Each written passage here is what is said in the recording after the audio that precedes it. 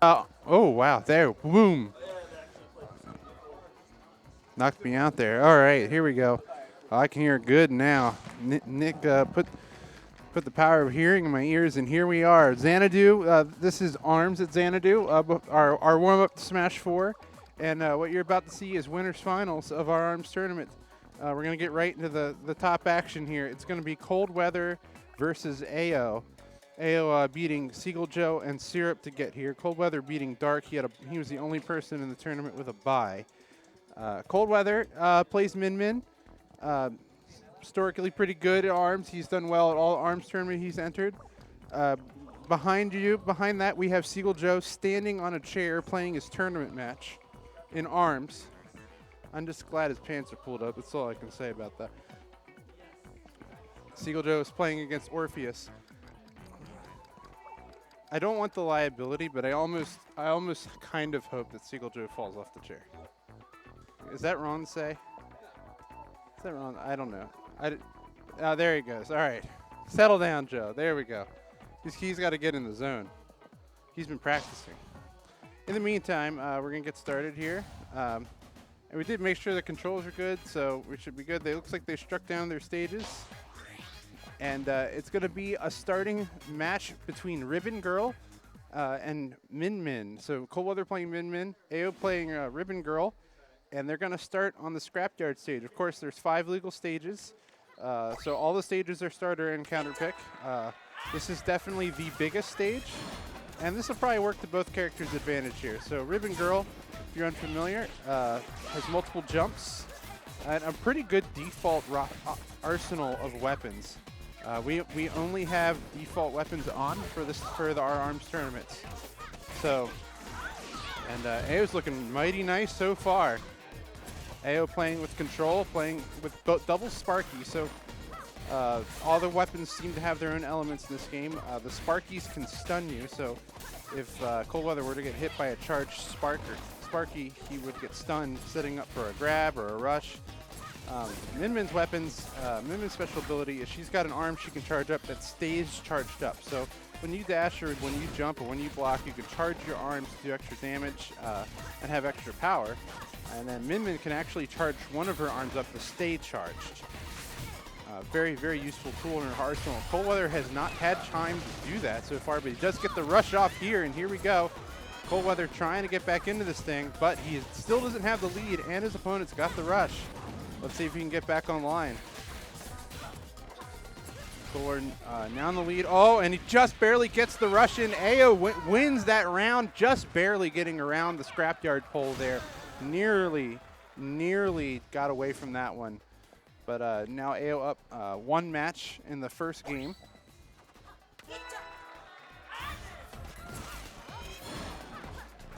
And get right back into match number 2 of game number 1 here.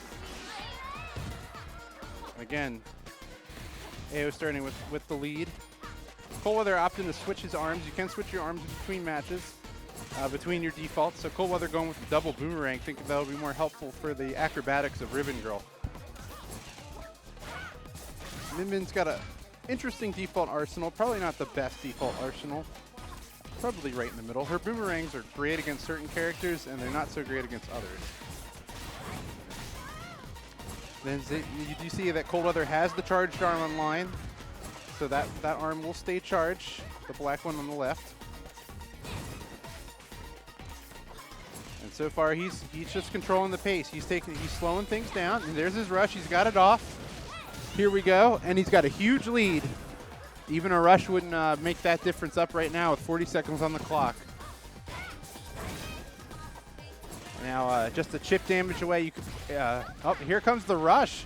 AO going to opt to go for it. He's going to try to win this game. There it is. Cold Weather able to chip it off. So, a couple of things to note, that your rush does persist between matches. I'm surprised AO, with that low of health, didn't save it to start this round.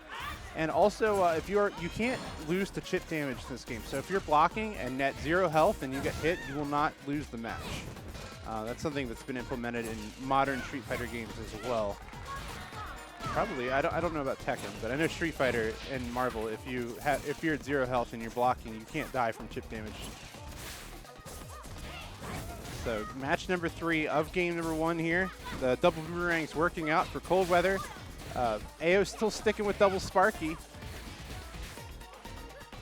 And then you see Coldweather doing the advancing guards.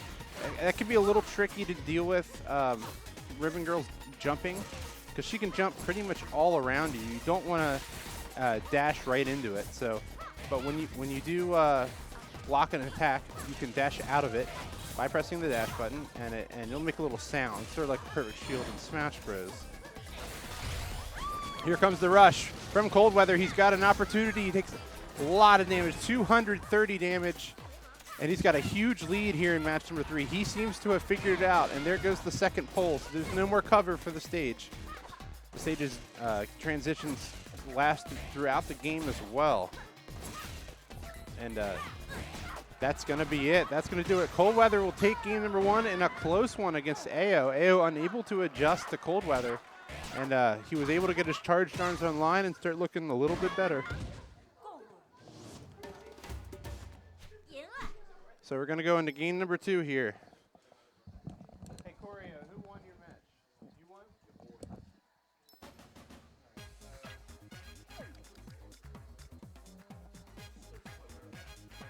No, you don't. Dart plays. But Dart don't play right away, because if these guys finish before that, then otherwise we don't have anything. All right, so bracket moving right along here. Going into our second game. AO thinking it over here. Looks like Coldweather's comfortable. Feels good. Made good adaptations in the first round. We're going to see what he can do. If he can keep that momentum going, or is it going to be tough here? So we're going to go to the sparring ring. Probably the most neutral stage in the game.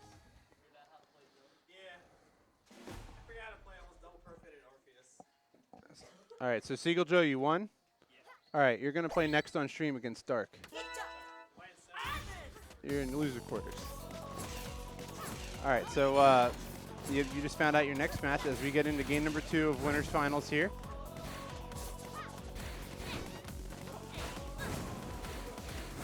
And here we go. Coldweather going to stick with double boomerang. Good job attacking through the grab. This game does work in a very, very easy to understand rock, paper, scissors formula. It's got guard beats attack, attack beats grab, and grab beats guard. So but there's a lot of movement. There's a lot of techniques you can do to get around that and make those approaches and defenses a lot more tricky. And that's what makes the game special. Well, that's another thing that Coldweather hadn't really been doing. But if Min does a dash in the air, she actually has a kick that will block attacks. And there he goes. He dodges out of the way of the grab, gets the rush, 330 damage. Coldweather is cruising right now. AO does have the rush online. But really, AO has not been able to adjust to what Coldweather has done. Coldweather's changed his game plan a little bit. He's just kind of waiting for AO to make mistakes and extend his reach, and that is a big part of ARMS. ARMS is a lot about punishing people when they extend their reach way too far, sometimes just a little bit too far. Good grab by AO, calls Coldweather blocking there. Coldweather has been blocking a lot, and I think that's what AO may be trying to punish. He's trying to anticipate Coldweather guarding. Unfortunately, it's not working out for him so far. Oh, here we go. This might be the lead. He might get it here. Oh, this is close. This is very close. And oh, the punch comes through, and it's going to be AO who's going to take that match. Wow, what a comeback. Both players throwing their arms out kind of frantically there, but AO gets the first match win yet again here. Great adjustment. Saving his rush for the right time, and he's able to punch through Coldweather's grab. Whether he did it on purpose or not, but he used the grab as a bait and got the punch through, which saved him from getting grabbed by Coldweather. Very, very nice play. So AO now up 1 match here in game number 2.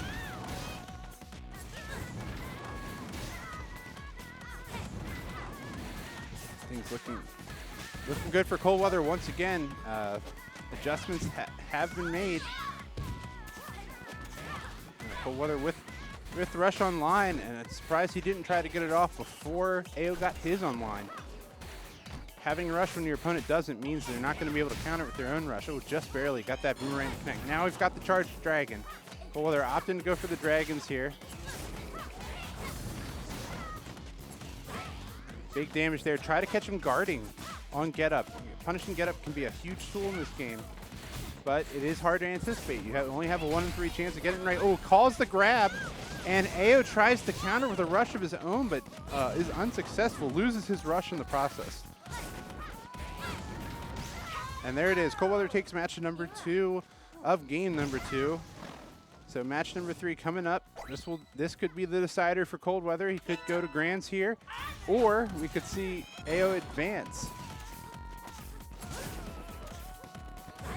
AO would love to get a game number 3 on the board here. He's been close in both so far, but just not quite enough. We have not seen any stuns from the Sparky. I'm very shocked. No pun intended there. But that we have not seen a stun from Sparky here. I think that's what he wants. He wants to get it online, but he hasn't been able to so far. Coldweather now with his rush online. Coldweather finding a great challenge here, despite being probably the outright favorite. Loses his rush. That could be big. That could be big in match number 3 here. This could be exactly what AO needed to get a game 3. Misses the grab here. Oh, he had a rush opportunity. He's down an arm. He had a free punish there. He misses his rush. He was down an arm. You cannot guard when you are down an arm. So AO misses his opportunity to get a big punish, and now Coldweather has things going his way.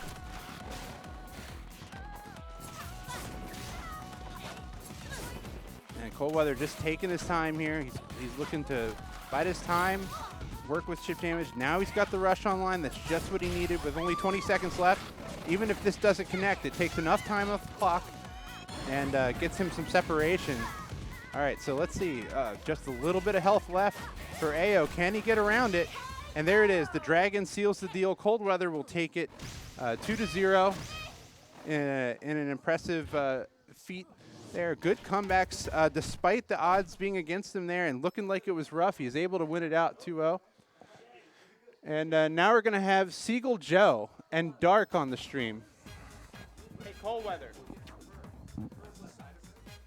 This is what we do every week before Smash now. We do arms. Coldweather. Can you make sure they get the land stuff right? All right, Coldweather's going to provide instruction on for the land settings, and then I suppose he'll hop on commentary with me real quick, but so I have someone to feed off of. So Seagull Joe, reluctant to enter arms, finally commits to doing it this week. No, he's not in land. He didn't have land triggered. Yeah, if you do wireless battle, it might be spotty.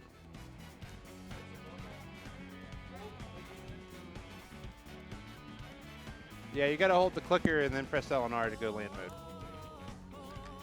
There you go. One player mode, Joe. No. Go back. Yeah, one player.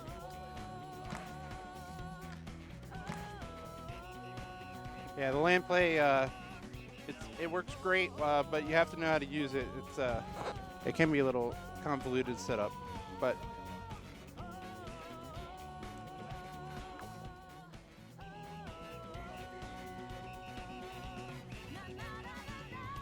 so we're getting that started for you. So it'll be 4 more matches of arms tonight, and then we'll get into our Smash action.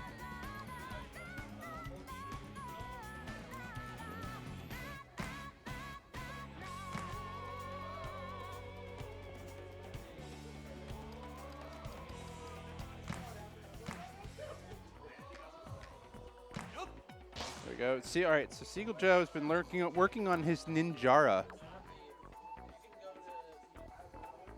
And Coldweather, did you make sure they have default controls?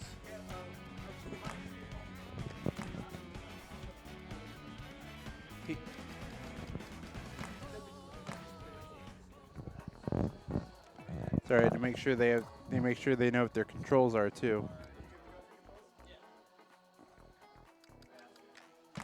All right, so we're good there. Looks like Seagull's gonna opt to put guard on the L button.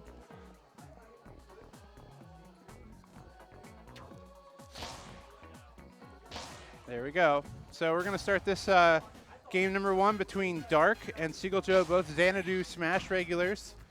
And they've agreed to start on the sparring wing. So we've got Twintel and Ninjara, 2 completely different characters than we saw in the last set. So this is game number 1 between Seagull Joe and Dark. Seagull Joe is Ninjara, and Dark being Twintel. Now Dark plays Bayonetta in Smash, so I'm not surprised that he plays Twintel in this game. Twintel has a hover move that's called Starstruck. She can hover in the air, but she also will slow down punches as they come at her. So it gives her more time to react, and it's also who I play. Her grab also does 160. For some reason, getting hit by hair hurts more than punches. You all figure that one out.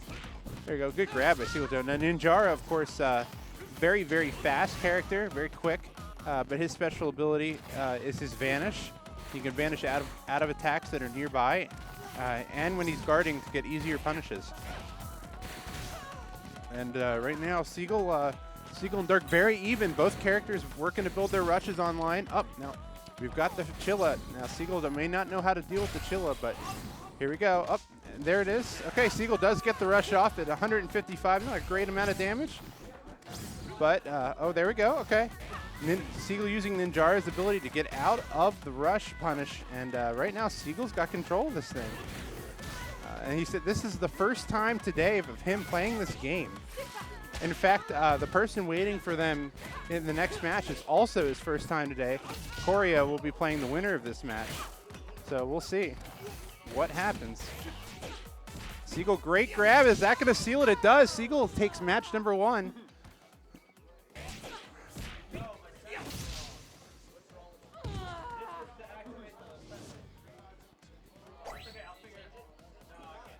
No, Seagull says controls are wrong, but he's gonna run with it. No big deal. Seagull stunned in the Chilla here, so the Chilla can definitely create some freeze locks if you don't know how to deal with it. But looks like Dark is unable to set those up. And we got the crowd rooting for Seagull Joe right now. Here we go. Freeze locks are really good in this game. They're very good because you have to guard or you have to commit. When you're frozen, you have to commit to something. And Seagull Joe's getting into it, cold weather. Yeah. This game is hype. Yeah, he said, he's like, I've never played this game. It doesn't make any sense. And then he started playing, and then his girlfriend's here, and they started playing together, and his girlfriend was beating him. And so he sits down. He's like, I need to win. She means Min. Yeah, and then he started to figure it out. Seagull Joe screaming, "Come here!" He's looking like he thinks he's playing Mortal Kombat. and Dark doesn't know how to. He's like, how do? Why? Grab is not OP. I think we just need to put the headset on Seagull. Oh my god. All right, maybe not put the mic on Seagull. Here we go. So he's having fun. Dark is like, how do you deal with this? And Dark is not that far away from bringing this thing his way. Here we go. Is this gonna do it? It does, just barely. He says, "Take that, Seagull Joe. Take that. Take your trash talk, and you can have it." Ninjara is so hard to actually land a rush on because of his. Yeah, I mentioned that earlier. His special ability. Yeah. Whether he's guarding or not, he can definitely just pop out of rushes. It's hard to hit him with a rush. But now Seagull goes into match number 3 with the rush online. He's going to go ahead and burn it. Use it a little bit early. Yep. And cold weather, everybody seems to be enjoying themselves. Yeah, this game is a lot of fun. People definitely sleep on how exciting it can be once you're in the heat of a battle. Yeah, I would say. I feel like they look at it and say, "Oh, this isn't really that much hype. It's like, you know, not flashy combos or whatever." But like once you're playing and you're in the heat of, you know, throwing hands with somebody, it's especially when you're evenly matched, and these guys seem to be that way. As we're 1-1 in the first game here, all the matches have come down to the wire so far today. Yeah, he caught Joe slipping without his shield. Going to get a rush for that. But Seagull Joe about to get another rush online for this match. That could be his key. Yeah, it's definitely still close health-wise. And Seagull's just waiting to grab opportunities. We'll see if Dark can punish that. Oh, he felt like he could get a true combo. You definitely cannot there, but good attempt by Seagull. He's burned 2 rushes now, unfortunately. And Dark looking like he may have control of this. Oh, here we go. Now Siegel's going to jump into the lead here. Let's grab some Siegel and put in work. One more hit. One more hit for either player here. Oh, this could be it. That's it. Siegel takes game number 1, just barely. And I think that Dark had exactly 150 health. Yeah. That was very close. All right, so Siegel said his controls were incorrect, so I'm not sure if he's going to try to correct that. But he's getting out the headset, Coldweather. That's not. It's time. He's getting out the headphones. What is happening? Now you know it's time.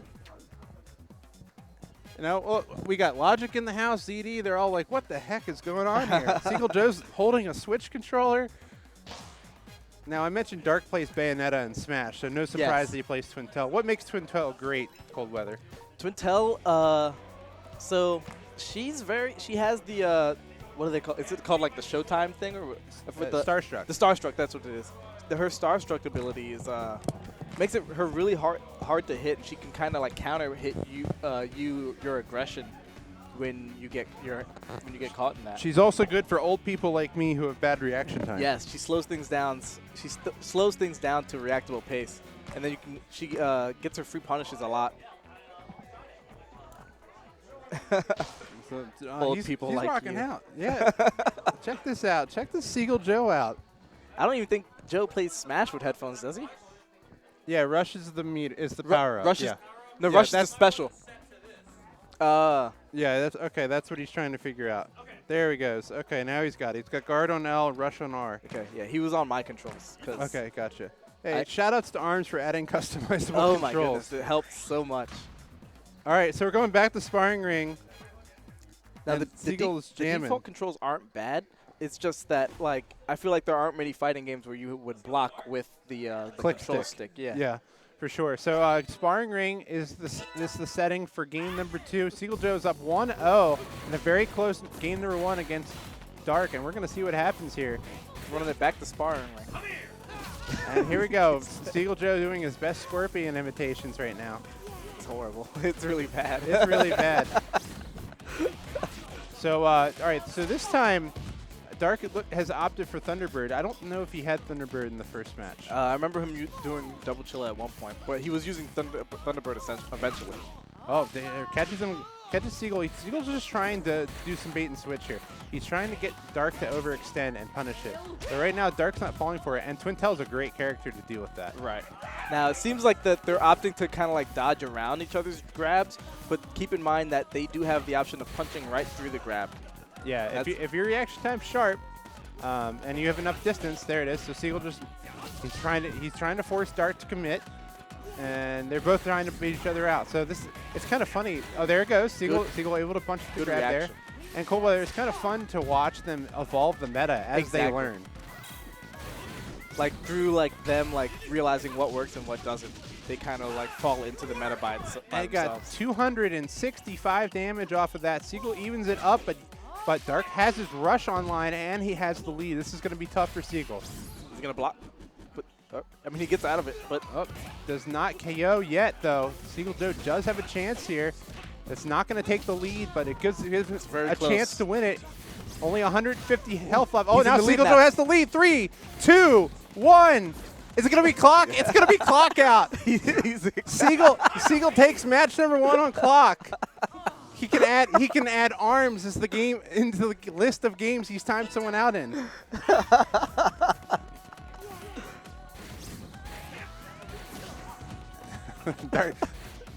How do you deal with Siegel Joe right now? I wouldn't be able to. It's so difficult.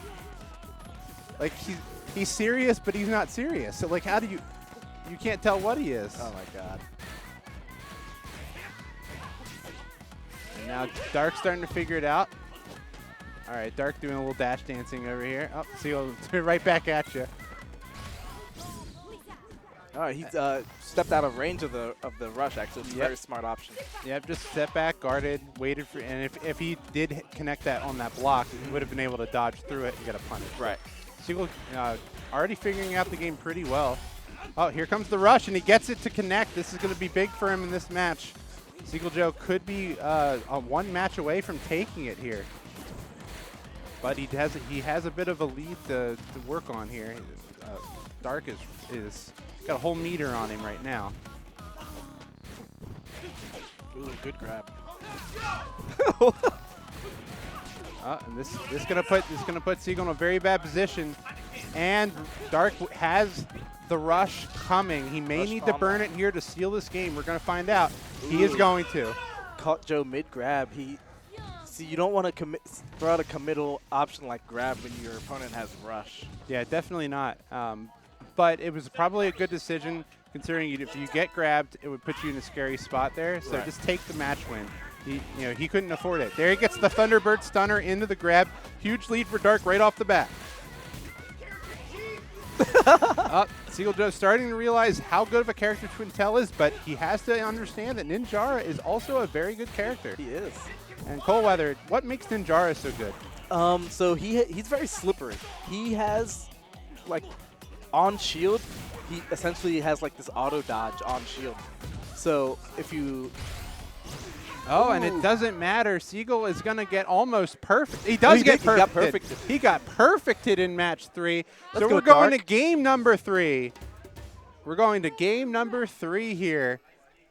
But yeah, as I was saying, Ninjara has the automatic dodge effect on shield. So if you hit his shield, he automatically will do a little sidestep and can punish out for those.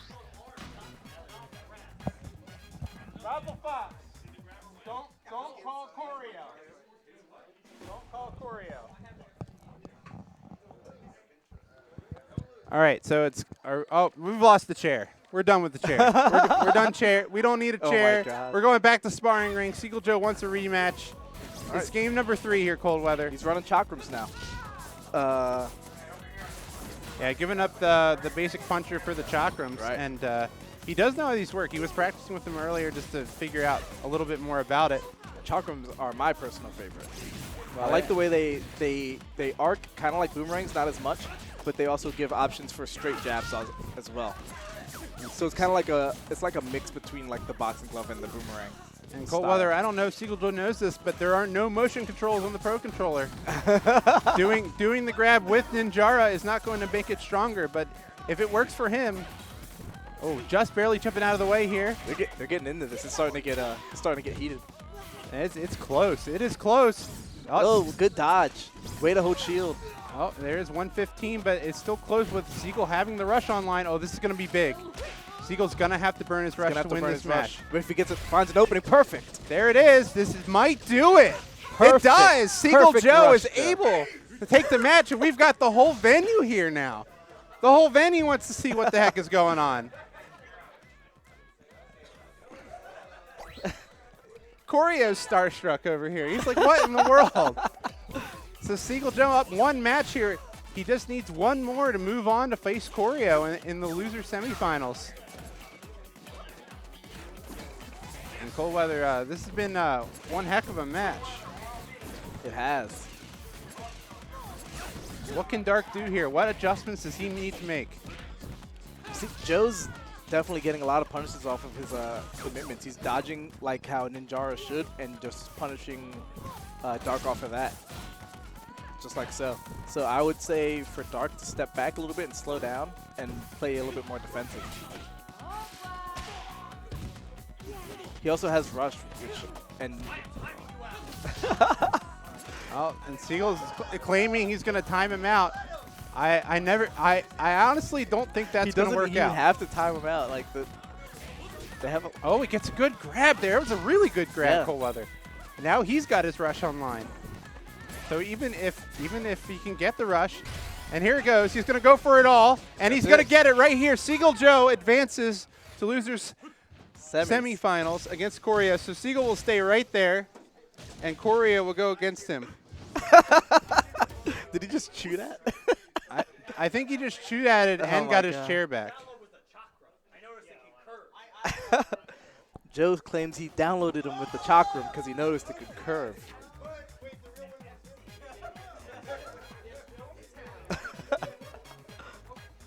Well, Seagull having a great time playing ARMS, man. And as he should. This game's awesome.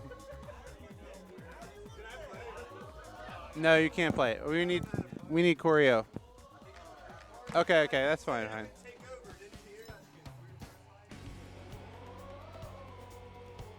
So let's see here. So choreo's gonna play Seagull. The winner of that's gonna play AO, and the winner of that's gonna play Cold Weather. Right. So we're gonna see what happens.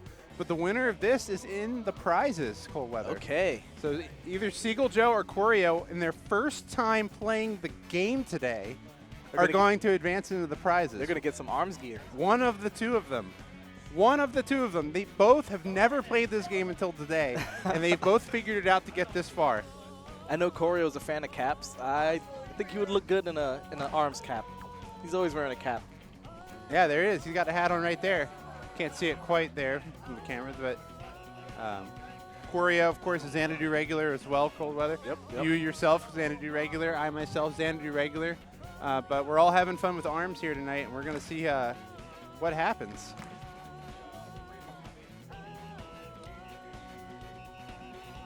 I gotta tweet this out.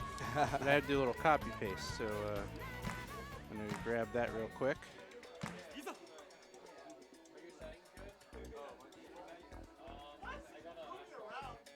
Yeah, go back and make sure, choreo.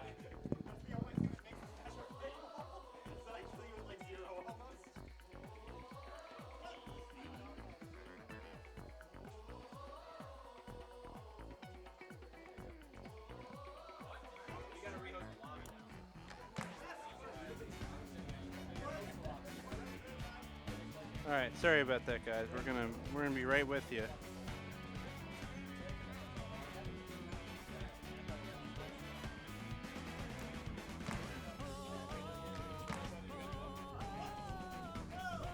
Cold Weather, are you having fun tonight? Oh yeah, I'm loving it. Are you gonna how are you gonna do in Smash 4? Apparently my first match is Royal V, so hopefully well. I don't like fighting roses.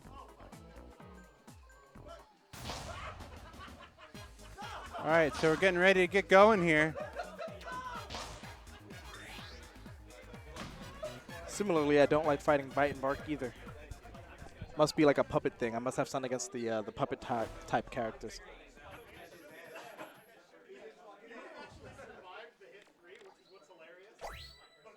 All right, so Choreo's going to play Springman here. Now, Cold Weather, why don't you tell the people what makes Springman so good? Springman, the bane of my existence. All right.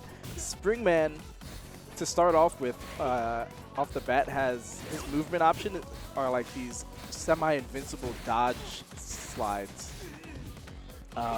So that would be Explain, like semi-invincible dodge so slides. like he essentially gets kind of like how Min can kick the punches away on her air dodge. He has that, but horizontally on the ground. Well, and so far it's working out for him. He is running the floor with Seagull Joe right now. Let's go, Choreo. Corey, not even a bar of health gone yet. Another hidden thing that Springman gets is a rage effect, where when his HP gets low, he gets the auto charges on all of his arms, and those are really dangerous. Yeah, dangerous for we didn't even need to see that game. It was just a massacre for Choreo. Yeah, man. Choreo actually lost round 1 in the dark, so to see him make it this far in bracket afterwards is pretty good. And again, he's learning as he goes, and he's learned quickly. Choreo has had several top placings here at Xanadu. He's no stranger to placing well at events. So this is and he's a very capable player in that game. He plays Mario, and he said, "Which character is the most like Mario?" And we all said Springman. It was easy. And Seagull Joe unable to get his rush. He's starting to figure, Corey's going to react with a block. So Seagull's had to be more careful in his approaches.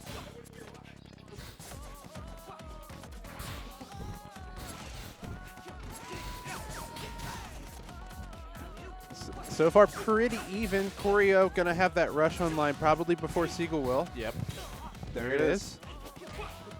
Let's see if he can make it count. That rush can be hard to land on Ninjara. There it is, and you can see exactly why. Because of Ninjara's ability to dodge through moves, he was able to get completely around that rush. Those were great dodges also. And now it's despite getting floored in the first match, Siegel has brought this thing into his favor. Now Springman does have his rush. Okay, and Choreo opts to jump there, gets punished by the rush. Unfortunate. But now it is one match apiece for the first game here. Right. Would have liked to see a get-up block from Choreo. He probably would have survived that. Definitely, yeah. As I mentioned before, you cannot lose to chip damage if you are blocking. So you'll stay at 0 health. Unless your shield breaks. Right. So.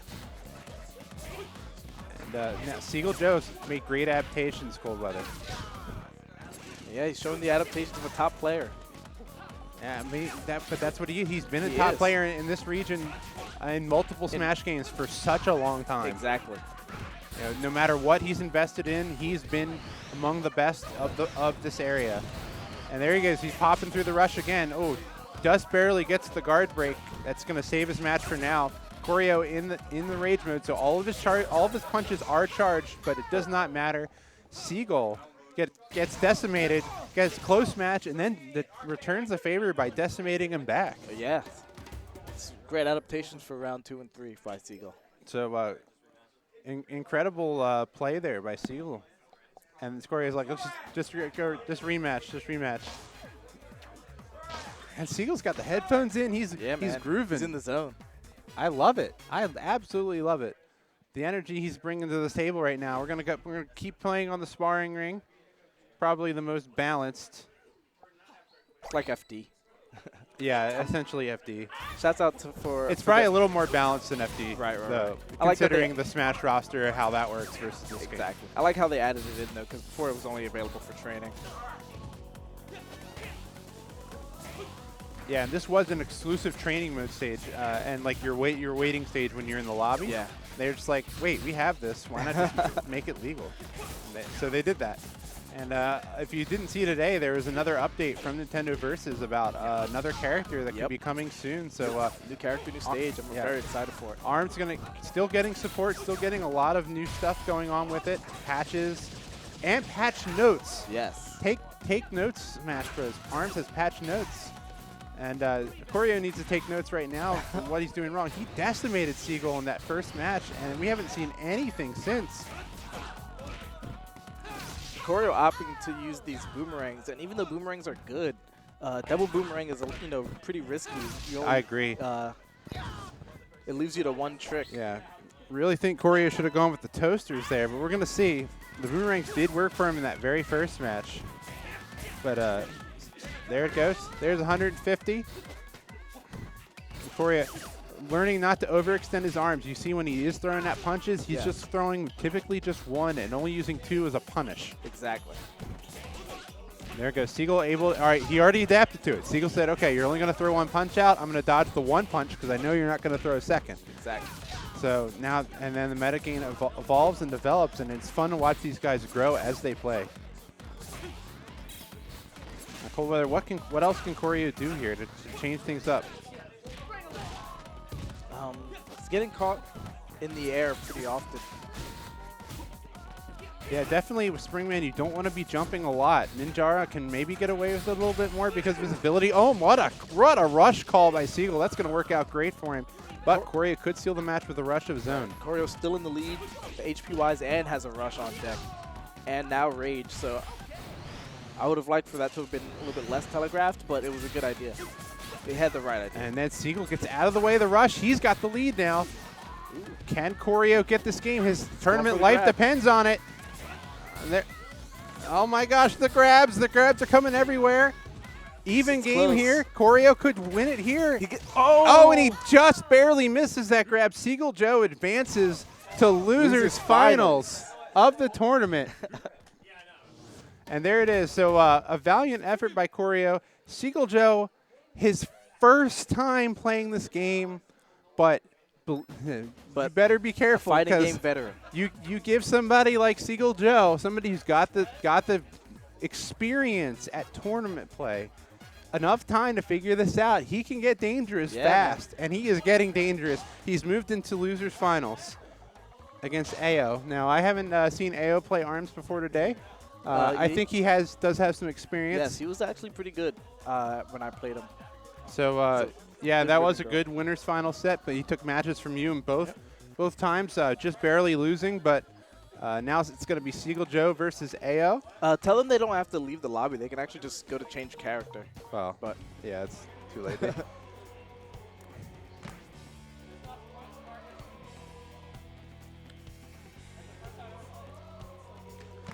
Seagull bragging about this is the first time I've ever played this game. All right, Seagull, this is the guy that sent me to losers, he says. All right. So let's see if he can get that run back with his newfound focus and adaptation. Yeah, he's learned a lot about the game in just that short amount of time already. And again, all the arm sets. No, it's still best of 3. Everything's best of 3. Yeah. So sparring ring is the stage chosen for these players. AO versus Seagull Joe. This is the matchup that sent Seagull Joe to losers. Ribbon Girl versus Ninjara. And Ribbon Girl is very tricky. So she has multiple jumps. Very, I guess in Smash she's very similar to like essentially she has infinite jumps, though each successive jump before she lands is less height. Right. But you can only jump so many times before you eventually fall to the ground. So depending on what you used to get in the air and how you got there, depends on how many jumps you can do. But essentially she can just keep jumping. Right. So it is tricky. And unfortunately, the way that camera works in ARMS, her jumps can actually kind of get your camera lose sight of her, and it's hard to catch up with her. She can use that to her advantage to actually trap you and get grabs and punishes. Exactly. It's also not like you also can't really like auto aim up. So like right. Can just be very. So if she's above your head just jumping, it's hard to punish that. You have to wait for her to come down. Because you do, as Cold Brother mentioned, you have a lot of control of your arms from left and right, but not as much from up and down. Seagull is hanging in there. Oh, he's going to get this here. He's got the rush. 170. Rush. He's got the lead here. And we've seen him get out of rushes, like dangerous rushes before. I think that's exactly what he's waiting for. He's waiting. Trying to bait the rush. Perfect. There it is. Perfect job. Seagull Joe is able to evade it. He's got the lead with 22 seconds left. Looking like a top ninja already. I hate fighting you. And now it's even AO evening this up, but look how well Seagull's doing. This was not a contest when they played earlier in bracket. He's figured out a lot here. Is that going to do it? Oh, not almost. yet. Very He's close. at about 50 health. He's going to time him out? 4, 3, 2, 1. Oh, and he just barely missed it. Yeah, Seagull is down an arm. If AO threw out a grab, he might have gotten him because of the way the timer works. It's kind of like a shot clock timer. So if he had thrown out a grab, they would have taken effect. And because Seagull couldn't have blocked it. Yes. He didn't get there in time. And Raffle Fox is just laughing in the background. He's like, Seagull time people out in a game he's never played before. But here he goes. He's got match number 1. And again, this was a no contest when these two played earlier. This was an easy 2-0 and a handshake. But now Seagull Joe has proved himself competent. Cold Weather, you're sitting in grand, so you better. Yeah, I need to warm up. Get working. Right? You better be concerned. He's getting his groove on.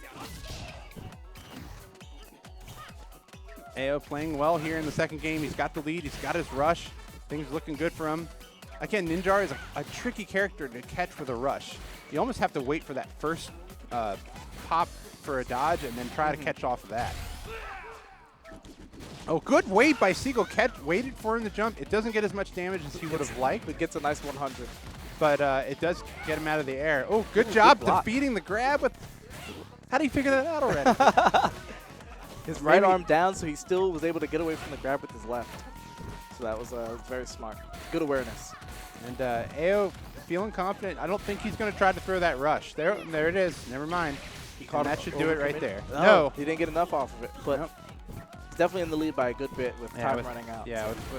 He said, all right, that clock thing, I can do that. And look, he's not going to bother. Seagull's like, wait, I have to go get you? And that's what happens. Baited. So now one match apiece in game number 1, going into the third match.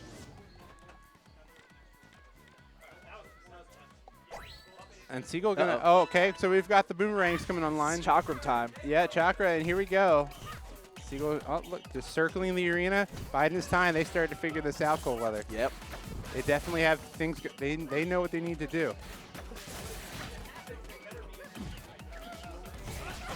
There goes Siegel catching the landing. Great punish, and now Siegel's getting into it. He's yelling again. I said, if he's yelling, that's the scariest part. That's the scariest part. You never know what's going to come out of his mouth, and I mean that literally. Oh, here comes the rush. He catches Ribbon Girl jumping, but she is able to get out of it. He could have punished that, but he was punching all the way through that. If he had stopped and maybe turned, he probably would have had a better shot at that. And now, with a rush of his own, AO is able to even up the ante a little bit. Siegel with the lead, though.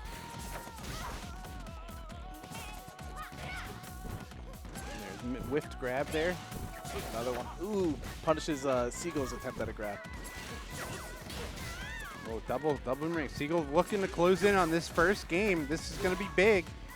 He was unable to get a game off of this guy before. AO starting to feel the heat here.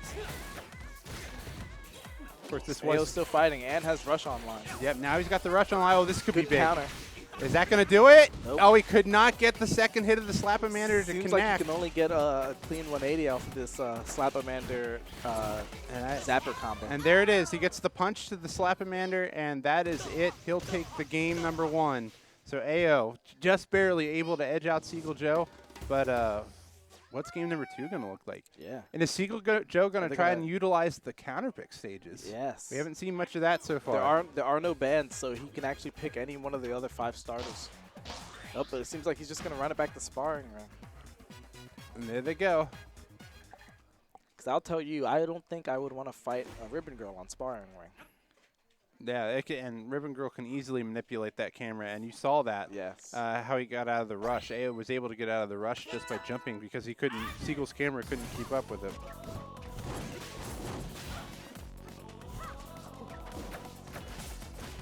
And so here we go, match number 1 of game number 2 with AO up 1-0. Much closer game than they've had in winner's bracket. But cold weather, Siegel's learned a lot. Yes, he has.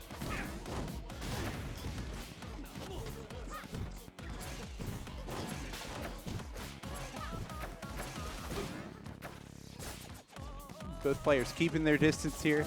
They say, "All right, that's money time now. We got we got to play to win," and that's exactly what they're going to do. Siegel Joe is in the zone, though. I admire his ability to play, even if he's unable to take this game. He's learned a lot very quickly. I'm liking his approach. He's getting really up close and personal with Aya, and I like that approach against a Ribbon Girl with Ninjaro because if he has the reaction time to get in the shield faster, then he's going to be a lot harder to hit, even if up close. And Siegel actually going for the tri-bolt here. Or not the tri-bolt, but same thing. Right. But meanwhile, if he's up close against Ribbon Girl, her evasive options like jump become less viable. Ooh, but that's doing a lot of damage to Slap-O-Mander this time. Couldn't get it, though. Siegel unable to get out of the way of that one. He ended up dashing into it. Doubles. And I think AO has figured that out. He said, okay, Siegel's dashing a lot. If I throw out Slam-O-Manders, then, or Slap-O-Manders, I should say, then I'm going to catch him dodging. And so now AO is just 1 match away from getting into grand finals here.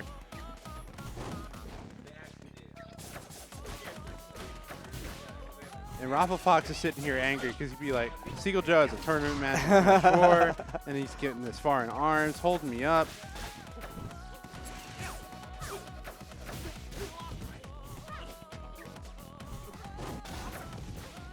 Now AO's starting to look like he has control of this. He's made the adaptation. He's done things his way, and he's controlling the pace of this match, Cold Weather. Yeah, yes. Oh, gets it. Oh, that's huge for Siegel. That's a very the best thing you can do when is making your opponent waste their rush. So, and getting damage on top of that was very good on Siegel. Yeah, and Siegel's been trying to do a lot of grabs, and I think that AO is realizing that. He's like, I'm just going to keep pushing punch until you get grab, and eventually if you grab, I'm going to hit you through it.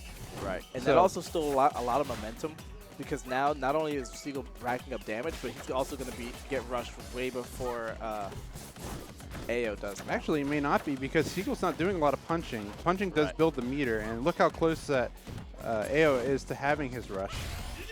Gonna let it go and good job there. Good job waiting for the jump there. It didn't get a whole lot of damage, but it did get Siegel the lead.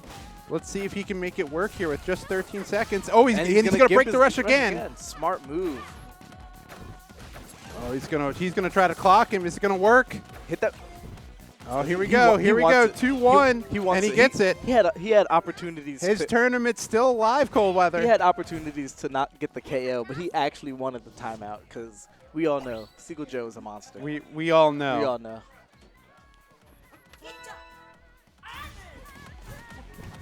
So here we go. Match number 3 of game number 2. Both of these games go into the third match. And well, this has been crazy to say the least, Coldweather. Siegel Joe is putting up one heck of a fight. It's been very entertaining to watch, and I am enjoying seeing them. You know, like you said earlier, advancing like their own personal metas themselves, just learning the game as it's going. All right, so it looks like AO says it's lights out. So I'm just gonna take my time.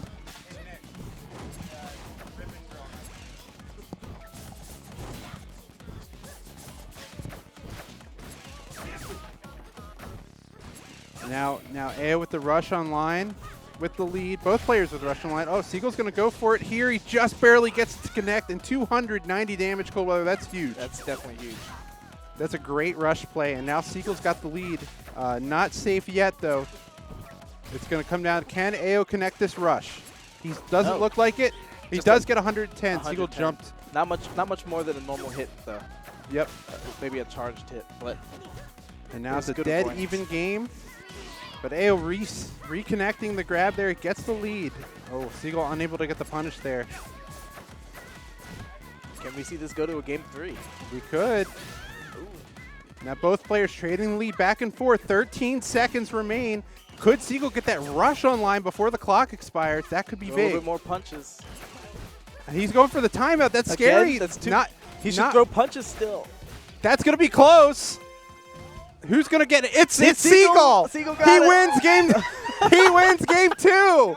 Siegel by the skin of his skin of yeah. No, oh my goodness. No way. He just barely wins it. Maybe by 5 health.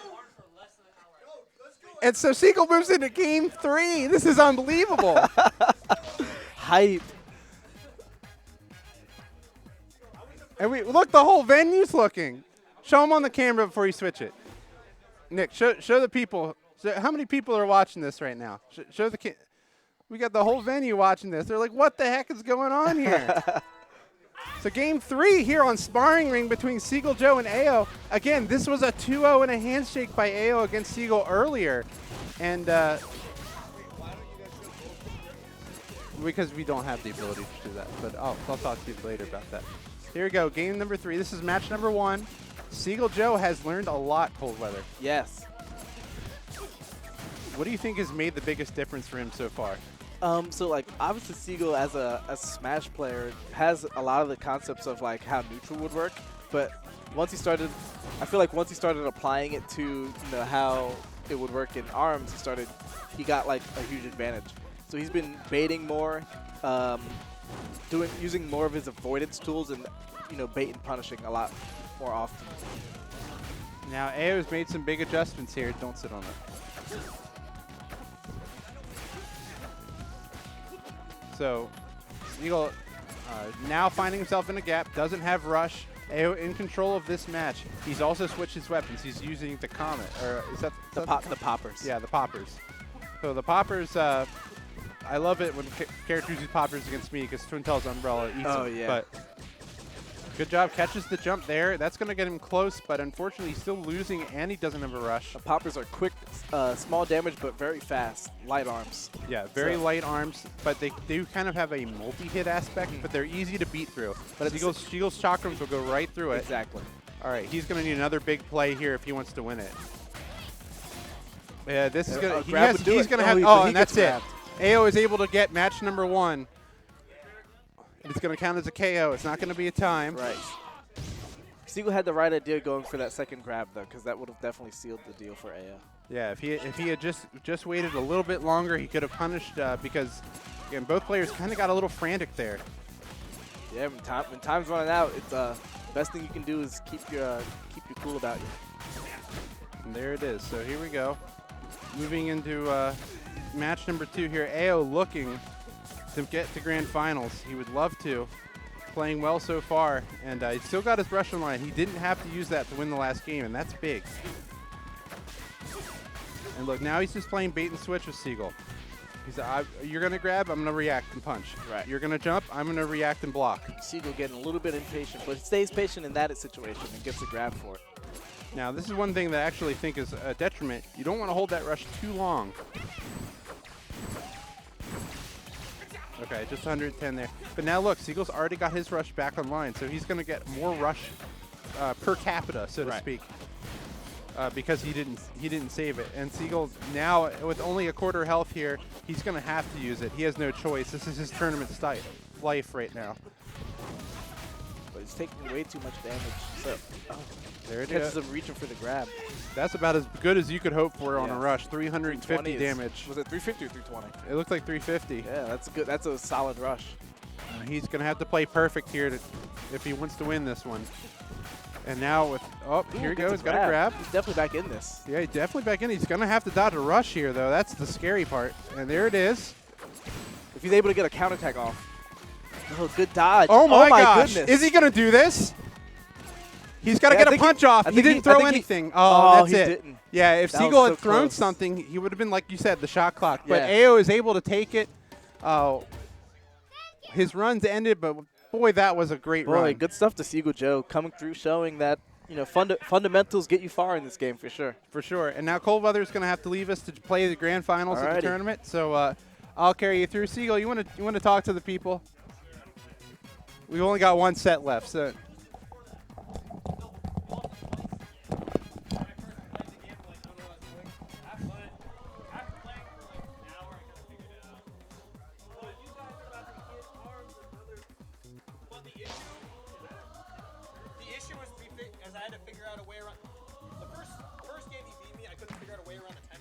Wait. Tell people this story. You can tell them after this, because they're getting ready to get started. Seagull Joe joining me on the mic for ARMS Grand Finals between Cold Weather and AO. Could have been you, Joe. I know. I was so close. I would have actually bodied Cold Weather, to be honest. Like, I'm not even joking. You seem very confident in that. I've been playing this game for 30 minutes or to an hour now, and I honestly think I would have won the tournament if I knew how to get it. See, the reason I lost to the guy I just played, I had no idea. His name's AO. AO, yes. I had no idea how to get around the whip for like for one whole round of 3. We noticed that. We pointed that out. Yeah, I was like, I didn't know how to get around the whip. I figured it out, but after it went to game 3, wait, was that game 3? It was match 2 of game 3. Yes. Right. After it went to game 3, he switched it to a different thing, and I didn't know what the other thing did. Yeah, that was the poppers. It's a light arm that kind of have a multi-hit factor. I hadn't figured out how to get around like 2 different things that I've never seen before. And his strategy was pretty good. I also wasn't sure like when I can specifically throw out attacks, like punch left to right based on just specifics of the game. I mean, this is the first time I've ever played the game, and hey, you made it to losers finals. That's very admirable considering the talent here. As you move into grand finals between AO and Cold Weather. Now, Cold Weather was able to take this 2-0, but both games went to match 3, Joe. Yo, this is a different stage, though. I didn't know we can go to another stage. Yeah, there's 5 stages on the list. Wait, really? Yeah. I would not have gone to arena every time. I would have easily gone here. Well, I got to time people out better. Well, that's part of learning the game, Joe. Okay, well. Come back next week and try again. I will, actually, even though I don't own a Switch. That's why we have everything here for you. If you want to come play ARMS, you can come here right now, play this game. All right. I mean, I had a good time. I mean, I would give people the work, I mean, to be honest. I like Ninjara. I like Ninjara. That's my main. He's probably the closest thing to Sonic, honestly. Yep. So I can see why it works for you. I'm glad I time people out. Yes, you can add that to your list. We commented on that, too. I'll add that to my bio. And Cold Weather, so far, no damage. Looking good. Playing great neutral, Min. Now, Joe, I'll give you a little lesson here because you're learning. So Min got a couple things unique about her. So the first thing unique about Min is the arm on the left, stage charged. So you see how it's black right now? Yeah. The arm on the left, when you charge it up, it's stage charged for a while. But can you punch with it? Yeah. Oh, But really? that's just her ability. Her one arm on the left stage charged. Oh. And eventually it runs out, or if you take a strong enough hit, it runs Yeah, out. I was trying to gather the chakra earlier to smack with that. The And, chakrams, or whatever yep. they're called. And she has a similar arm to the chakra. Yeah, that kind of is a good thing. It was better than the boxing gloves and the other thing. Ooh, good rush by AO there, but Coldweather's still in the lead here. DNA Lab, a unique stage. It's got the pillars in the middle. Makes it a little more defensive until you knock the pillars down. Yeah. But they transition between matches, so those pillars will stay down until this game is over. Now, if you do an evasion, like you shield and then you dodge left or right, can you instantly do a button? So that's an ability unique to Ninjara, by the way. Wait, really? The evasion. Anybody can dash out a block, but the little invisible phantom flash, Yeah. that's Ninjara's ability. Can I do an attack right after, though? Yeah, you can do almost anything out of it. You can jump. I didn't know that. Yeah, you can cancel almost anything with anything. In fact, here's one for you. That'll get you some cheap tricks. You fade a grab, throw a grab out, and then cancel it with your rush. So it looks like you're trying to grab them. They'll try to punish you, and then you just rush and you get them. I see. It's like one of the oldest tricks in the book, so to speak. So you just run in and grab them. You go for a grab, and then you just press the rush button and cancel it. Rush can cancel anything. Yeah. Cancel grab? Yeah. I didn't know that. Yeah, so it's really cool. But now Ribbon Girl, as you may have noticed, she can jump a lot. Yes, And I noticed. That was really annoying. That's her ability. She can jump. Technically, it's infinite times. Until she hits the ground, she can't jump. Oh, Coldweather down arm here. This is a free rush. Yeah, is there a way to dodge? When he's doing that in the air, I couldn't shield that on the ground, could I? You can shield it. Yeah, Okay. if he does rush in the air, you can shield it. I The only don't- thing, if you don't have an arm, you can't block. If you're down an arm, you can't block. So that's important true. to know. Yeah. I mean, this Oh, can't- and there's the stun. So AO gets another match off of Coldweather, just like the last set they played. They're going to go to match 3 in the first game. And what did we get? We're going to see Dragon and the Boomerang here. is there a prize for third? There is. Oh, nice. Congratulations. Cool, I'm in the prize. I got a prize. That's Whatever hilarious. you do, you're winning. Good job, Joe. Thanks, man. I try. Coldweather going to get the rush off here. Oh, there it is. Not able to connect, though. AO able to get to the block before he could. And again, that's one thing that makes Ribbon Girl tricky, Joe. And it's for you to note as well. Because of her jumps and her mobility in the air, she can actually get your camera kind of lost. Yeah, I noticed that. Like, she was driving me nuts, actually. The constant jumping was annoying to deal with enough, but also the whips. Like, the whip she was using was just annoying. It was a pain to deal with. Yeah, I'm not those gonna lie. are called Slamamanders. Or hers is Slapamander. Kid Cobra is Slamamander. Okay. But they both are kind of similar. I need to see a tier list for this game. I'm just curious. Ninjara is up there. He's probably mid-tier. Okay. Solid. Who would you say is the best again? It's arguable, but you could say Ribbon Girl or Twintel. You could even say Springman too. So both characters that I had to fight, Twintel and that's Ribbon Girl. Yeah. Because Twintel was used by Dark. Yeah. I don't remember what was her ability again. Twintel? Yeah. She is Starstruck. I'll explain that in a minute. It's getting close here. And, Okay. Yeah, it looks AO, like AO's getting looking good. Yeah, looking good to closing it out. And at this point, I don't even know why he's approaching. With this much of a lead, I would actually be evading like crazy. Yes, I would not saw go. you do that. Yeah, And, I mean, it you works don't- for you most of the time. Yeah, you don't have to play for the win. Like you don't have to. I mean, you don't have to play for the meter. You can play for the clock. And I actually noticed that getting knocked down was more beneficial. When you're trying to go for a clock out because Yes. they can't hit you. Yes, I noticed that. I Yep, don't think. I absolutely. feel like you should be able to punish on wake up, so it would be more like a Street Fighter type game or Smash or something. That's one idea. I don't like that I can't punish someone when on the ground.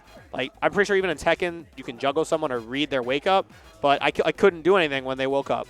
I want to be. I wish you could like option select it, Well, like a tech chase. Joe, your claim that you could have won may have been right if you had gotten past AO, as AO takes game number 1 over Coldweather. Yeah, AO. I mean, he literally double eliminated me, and he was the hardest opponent I played all day. I'm not gonna lie. Even if I adapted to his playstyle, he was hard to read. I think because Ribbon Girl itself is a better character than Ninjara, or at least maybe better in the matchup. And I also he's been switching his what's it called? What are they called? Arms. The arms, yeah, obviously. Their arms. Whoops. He's been switching his arms so much that I couldn't predict what he had. So he had some duplicate arms. He had some like individual switches. He like different ones. And obviously that must be good for the meta to be switching your arms so much. It looks like Coldweather's gone with the 2 chakrams. Is that how it is? Chakram? Yeah, and well, they're similar to the chakram. It's not called the same exact thing, but they have the same kind of function. Okay, they can curve a lot more easily. And this is actually something I hate as a twin tail player. The chakrams are very good against twin tail because of her air mobility. So, but with Ribbon Girl, it may work the same way. We'll see. It depends how well you can catch Ribbon Girl jumping. Yeah, and it looks like that AO actually switched to Boxing Glove and then the whip. I'm just going to call it, since I don't know the names, I'm just going to go based on what I see. Ribbon Girl's called the Sparky, and her Boxing Glove, if you charge it, has an electric stun. Oh. So if you get hit by it, you can basically get a free punish. What did Ninjara have with his Boxing Glove? Nothing. His is just stronger. That's what I thought, because it wasn't useful for me. It doesn't have an ability that has an element to it. Oh, very strong punish. It looks like AO might get a perfect actually on Cold Weather. It's looking close here. Yeah, I mean he's playing neutral. Like I said, when I played this guy, he was playing all neutral. He's evading, moving around. He never he didn't like in Smash. I'm used to someone throwing out buttons every once in a while. If I can see someone throwing out a button, I know how to punish it. He was playing to the point that he's just playing pure neutral. He wasn't throwing out unnecessary attacks. He was doing cold, calculated moves. And that's what it takes to win. As Cold Weather, he's the person who put AO in losers, but it doesn't look that way as he just gets perfected, and he burned his rush on top of it. Yeah. So I would like to see the point of view. Are you able to switch the point of view from Cold Weather to AO or no? So not from here because we're getting the direct feed from Cold Weather Station. I see. If we had a third console hooked in, but because I'm using a crossover cable for the LAN, I can't do that. Okay, fair enough, fair enough. Because I know of when I've seen Nintendo host these tournaments. Yeah, we can definitely do a spectator mode if I can get a Switch to use to. I see. When I say a Switch, not a Switch console, but a actual router Switch. Ah, fair enough, fair enough. So that I could put a third computer on, or third Switch on the LAN, so that we could use that as a stream setup. But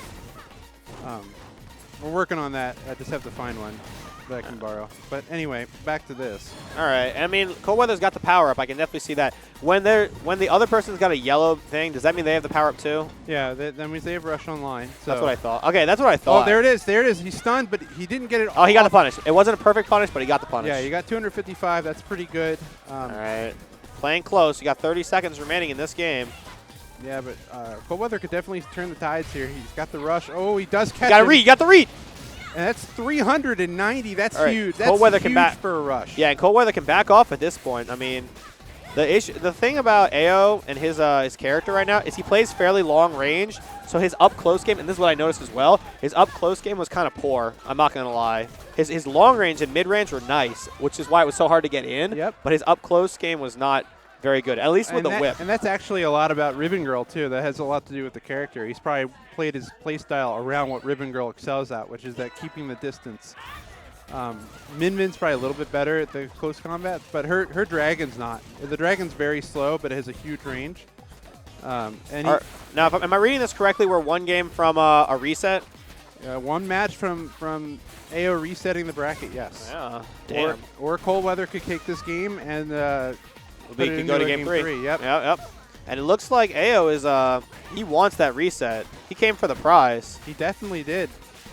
And Cold Weather got second last week, or got third last week. So did this guy enter AO last week? AO was not here last week. Our winner last week was a guy named Incredible Med, who's a dedicated ARMS player. He came here just for ARMS. And he won for free? Yeah, he beat me pretty good in grand finals. Okay. All right. Oh, and the punish is unlocked. Oh, that's big. That's big. It wasn't a full punish. 320 is good. If you get 320 from a rush, it's good. And if you notice at the last hits of the rush, oh, he got the pop-up into a combo. Perfect setup. And there it is. A huge lead for AO. He resets the bracket. Okay.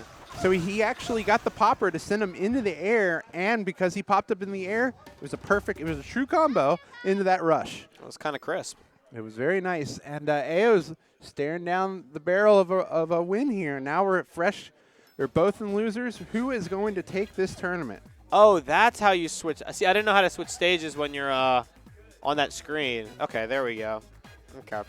Seagull Joe, you were really close to defeating this guy, and now he's reset the grands with cold weather. So I wish I knew about the stages. Like I thought it was just one stage. No, it's not. I guess I feel like for next time, this is just my point of view. I feel like it'd be a good idea to like if at the arm setups to like have a list of the stages, maybe even the rule set. Especially it might get more newer players to try it. I could print it out for sure. Yeah, that's a very good point. We're gonna go to Buster Beach. This is actually the first time the stage has been selected. Because I entered, but I had no idea what the rules are. I just know that punch.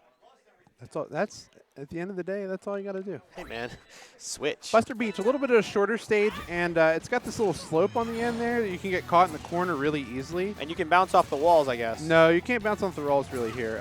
Really? So they're just for show. Yeah, they're just kind of there. You don't really bounce off the walls very much. It's really just Spring Stadium where you kind of bounce up. You can do combos off of that. But look, I really like the neutral from AO. He's just biding his time and waiting for cold weather to make a mistake, which is actually kind of how you were playing earlier, Joe. I was what? Where you were just biding your time and waiting for your opponent to make mistakes. I was, because I was trying to get AO to make mistakes, but at the same time I was getting a little frustrated because, I mean, like when you're playing a character like, Ribbon Girl, who plays so long range, and you're a character that has to kind of get in a little bit. From what I noticed, GimR plays very mid. He doesn't play long range at all, and his up close is okay. Yeah. I needed to get in, and it was kind of hard. Like, I mean, when he made the mistakes, I punished him for it, but it was really hard to get in. And as you can see, I mean, AO, I'm pretty sure AO's downloaded cold weather at this point. Yeah, cold weather has not been able to adjust, and it is match 1 to AO.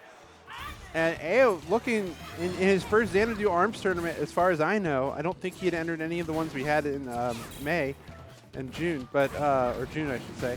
But right now, he's looking really good. Oh, does get the rush. Cold, they're only getting 190 off the rush, but it does net him the lead. Okay. Yeah, I mean. And Coldweather now stuck in the corner. This is a tough spot to be in because that dragon is so slow. It will beat Ribbon Girl's arms. Oh, here we go. Opportunity. Oh. All right, there's an advanced guard there. You may have caught that, Joe. But if you are blocking a move and you dash out of a hit on shield, it makes a little sound, and it's called an advancing guard. Okay. And you can get an easier punish that way. So something for your mental notes there for Okay. next time. Yeah, and I think a big thing is I wish I knew that you can grab and then dash will cancel it. If I knew that, I feel like that could have been more advantageous to get up close. I feel like that's what you have to do, bait grabs in this matchup. Oh, there we go. And we got a nice punch. And Cold Weather is about to take a game and potentially be able to go to a round 3.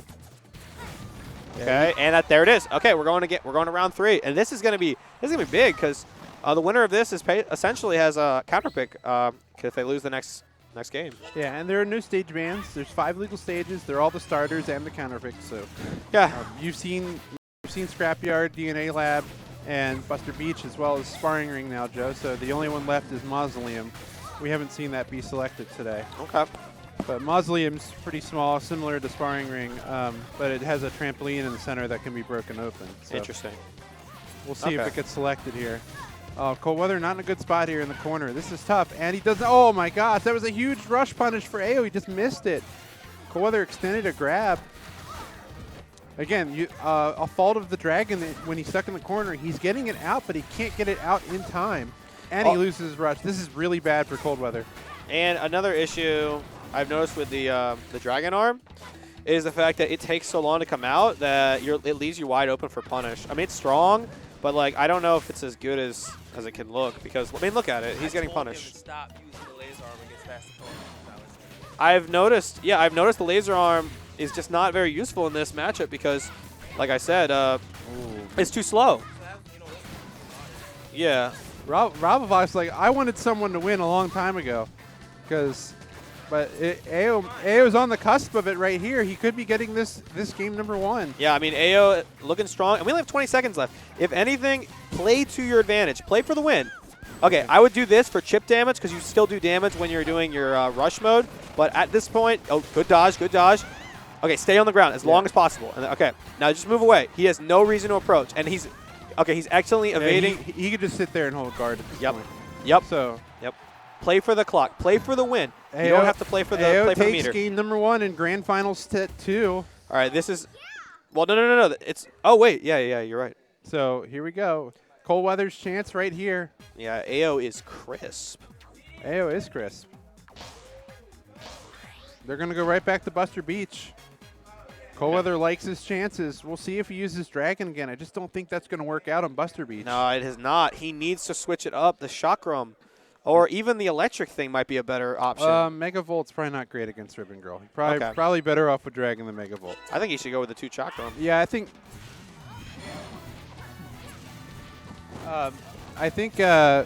Now, if you hold guard, it also charges your thing. Just holding guard. Yep, holding guard, holding jump, or holding dash. So all charge your punches. Okay. Unless your Max Brass and Springman both get charge punches at quarter health for free. So when they're at quarter health, they just get charge punches. Okay. And Min Min can keep an arm charge when she charges hers. But Min Min also has an aerial. When she does her dash in the air, it does a kick that kind of blocks punches. So that's also her other ability. Now Ribbon Girl, the double jumps is really just good enough on its own. Being able to course correct the camera in the way you want it is important. Is AO using a different arms right now? I feel like he's using the same one he used against me. Yeah, that's the same combo. He's definitely switched it up. I think I think he was anticipating Cold Weather to switch his up and then switch it up on his own. All right, gonna get the block here. Tried to get a punish, couldn't.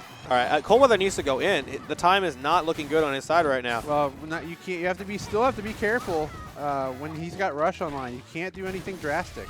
Oh, this is very good for That him. was a beautiful setup. Again, he gets the popper into the Rush, and that's match number 1. He's 1 match away from winning Xanadu. Yeah, we are 1 round away from having our champion. I got double eliminated by this guy. This guy is nice. Can we sponsor AO? You know what? And we talked a lot about your development throughout the tournament and how you proceeded.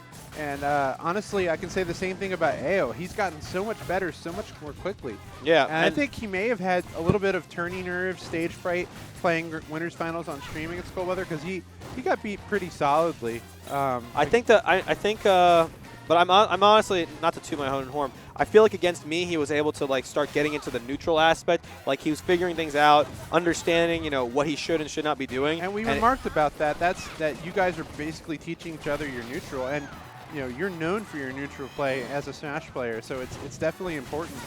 And look, just by example, you've taught people, Joe. Yeah.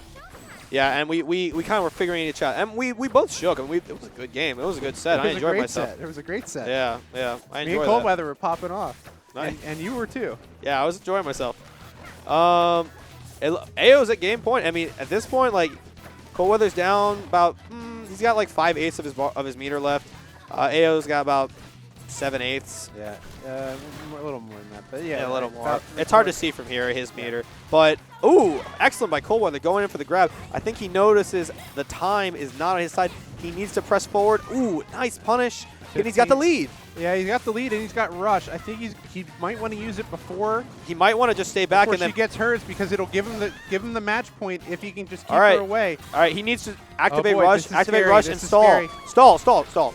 Oh my god! He got it. He just barely. Oh I don't know. God. I think you just block in that situation. Yeah, you do. Expecting a rush. Okay. But if he called the block and called a grab, he would have won. That's the first time Cold Weather's taken a game in a while, though. Yeah, his first match. Yeah, so I mean, set point for AO. Now, fortunately, AO burned his Rush trying to win that particular match, so it's an even playing field coming into match 3. Now, how do you build Rush? By punching, by charging your punches, or by taking damage. Okay. So all of those things help you build your Rush. Okay, I wasn't sure. Punching does the most. Even if you punch a guard? Yes. Just punching is what builds the meter, not necessarily your connecting of the punch. Okay, that makes sense. Oh, now I see the meter. Okay, so it's white right now. Well, I don't know what it is. Cold Weather's he really hasn't done any grabbing at this point. He just had one a second ago. Oh, and Cold Weather's his Rush is online. Yep. And Cold Weather's. Oh, he missed a big punch there. He could have had a Rush on that whiff grab in the air. Cold Weather's finally adapted. I can clearly see that he's playing the neutral harder now. He's actually putting time into dodging. He's not just moving in, rushing in. And I think he's going for this. He's looking for an opening so he can get his Rush online. And it looks like that AO is about to have his Rush. Oh, no. Oh, Excellent Yeah. excellent guard. You just Ooh. sit there and take it. That's Yep. fine. With only 28 seconds left, you can use your rush and get a lot of chip damage, even Yep. if you don't connect it. Yeah, but notice that. Oh, okay. Well, chipping. But if That's you notice, fine. AO did read. He got the damage. AO read the shield that he was going to shield afterwards and grabbed him for shielding the rush. So that was smart. And it's looking rough. Yeah. Cold Weather could be taking this to game 3 here. Yeah, it looks like Cold Weather. That's fine. Just stay on the ground. At this point, just run away. 3 seconds. All right, he's good. All right, we're actually going To to game the number 3. last the final game of the final set. Yeah, I mean, clutch.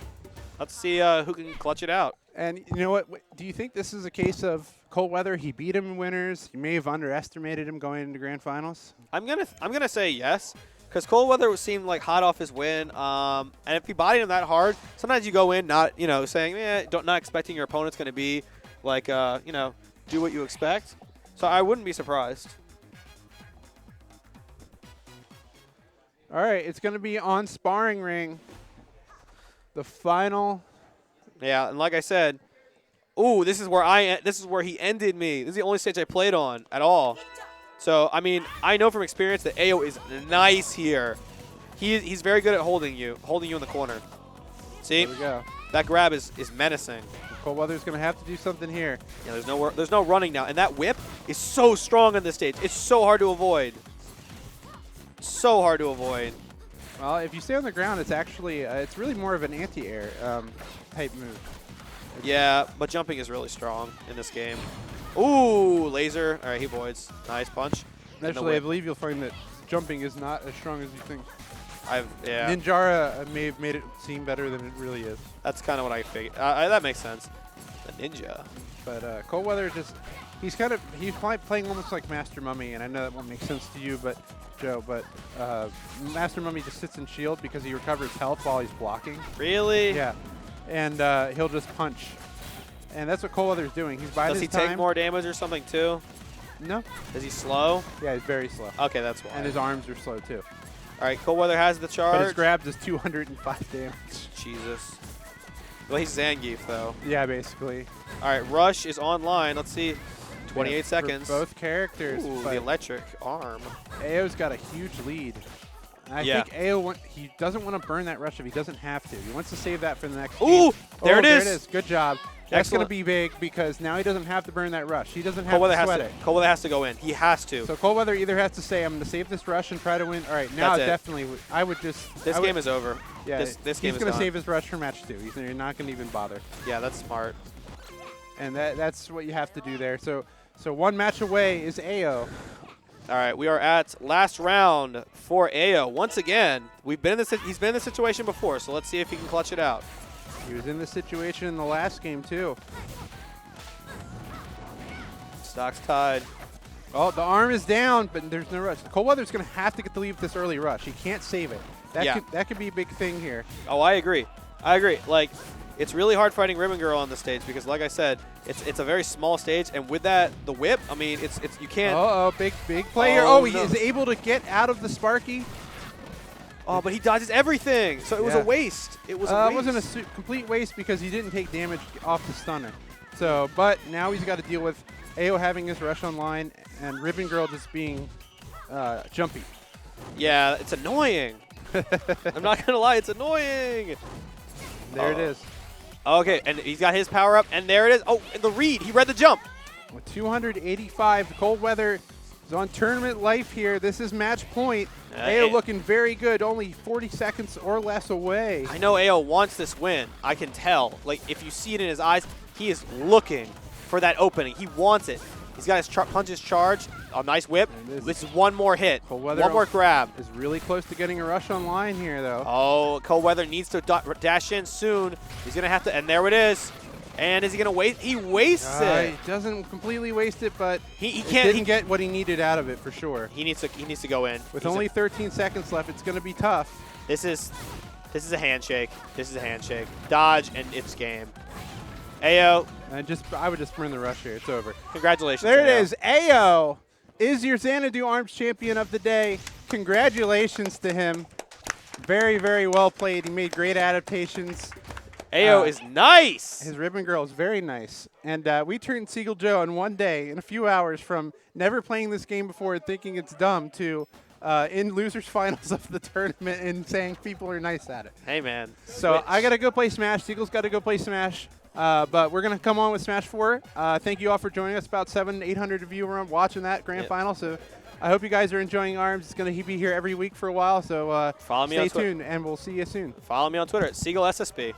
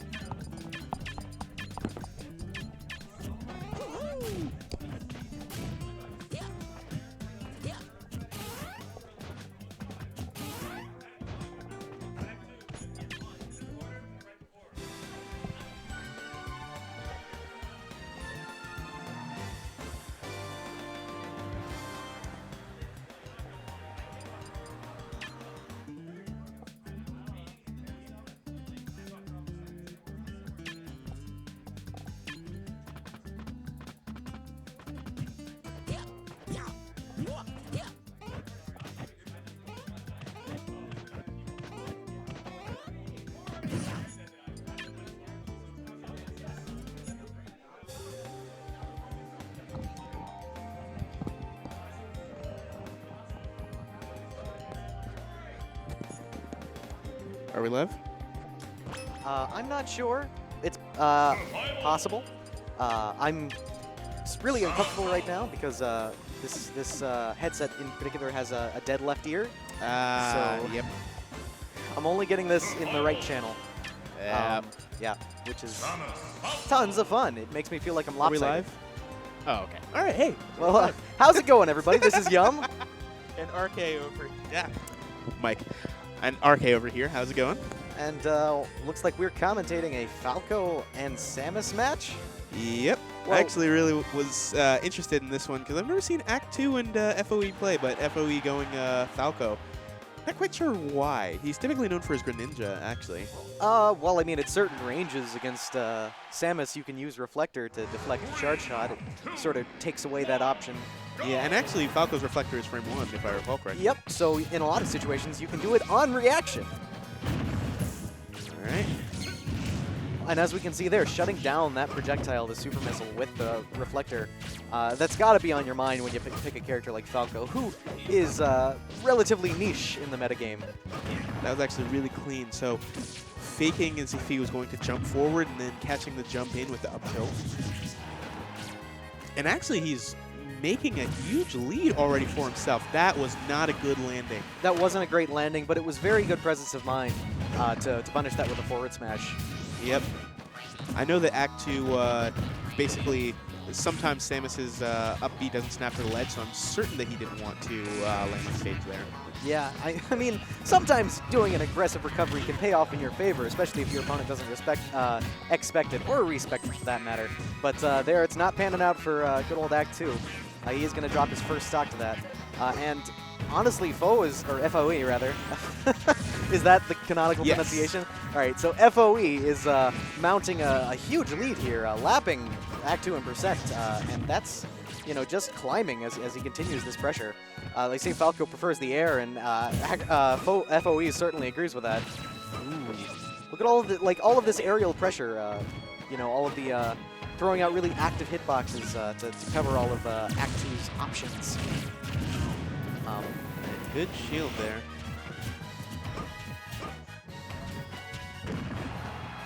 An aggressive back air to get back to stage. Oh no! And that's going to be it. No, it's not. No! Not yet. Oh, wow. Does Falco not have something to cover the resnap?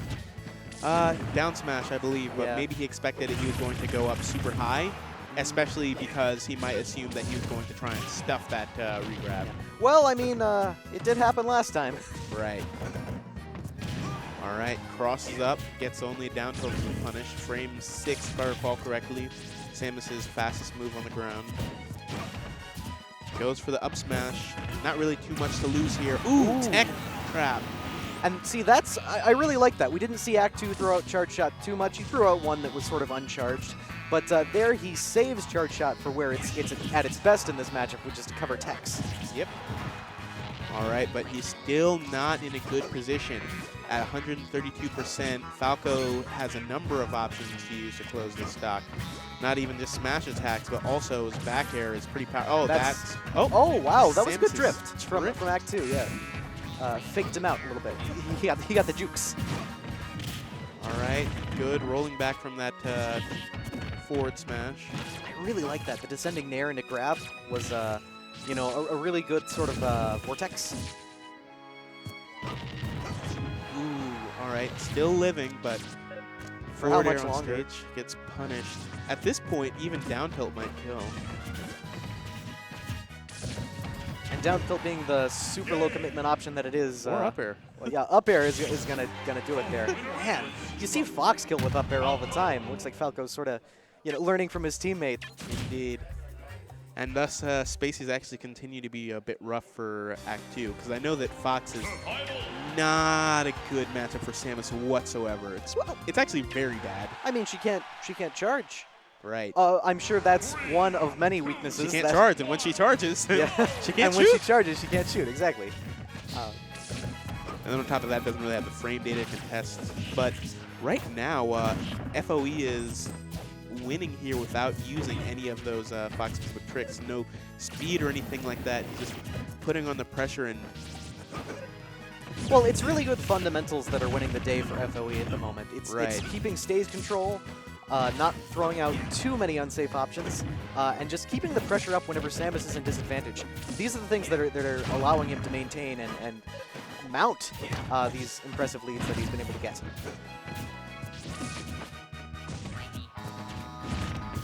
We saw the crouch there, possibly expecting projectile to come in and try to make the get up safe. All right, no stage control loss, but then decides to go for a kind of greedy option there on the up smash on the ledge, but no huge punish, so it works out fine. But reset back to neutral. Looks like Act 2's, you know, trying to get something started, but FOE just not letting him.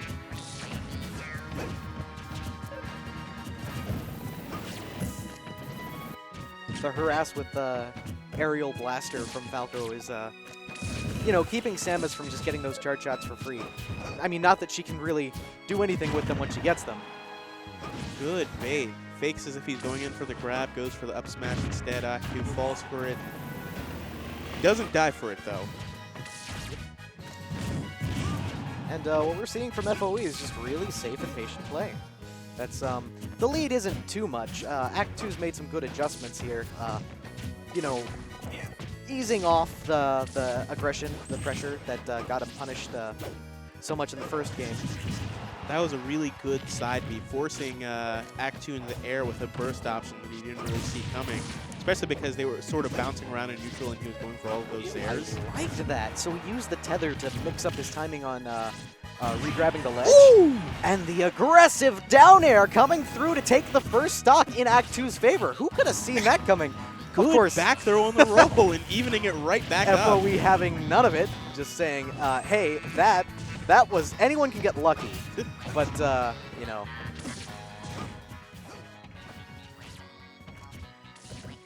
So, yeah, Act 2 for the first time in this set with a lead. Yeah, but it's not necessarily a lead that you can be super comfortable with. It's starting to get a bit better, but FOE definitely still in this. Yeah, for sure. Although Act 2 is, I think it's really a spacing thing. It's a spacing thing, and the options that he's choosing to get out of disadvantage are more effective against FOE's playstyle. All right, misses the nair on the tech. That was now, a nifty little, I'd call it a bait. Yeah. Now Act 2 pulling away a bit. That was a good, so that was a bomb confirm into charge shot. Right. For some quick damage. I know the sides on Smashville are really narrow. I'm not sure if, you know, the idea was that that's going to kill. But second verse, same as the first. Yeah, you can't. So basically, Samus's down air actually covers like a huge space. So it can actually be kind of difficult if you want to spike her, because she can cover, like, while you're drifting in to spike her, she can start spiking you from, like, when you're coming in for that drift, basically. And, you know, Falco's speed not being the greatest in the world, Right. Act 2 has all the time in the world to react to an aggressive option like that. Good stuff, though, to Act 2, turning the game around. And yeah, so as I mentioned in the first game, Act 2 is choosing better options to get out of disadvantage. One thing that's really paying off for him are these aggressive options, you know, throwing out hitboxes to intercept FOE's pressure. I think in the first game what we saw FOE do a lot was cover like defensive options like air dodge with really long-lasting active hitboxes. Here, I think Act 2 is adjusted to that and is able to rack his own percent as a result.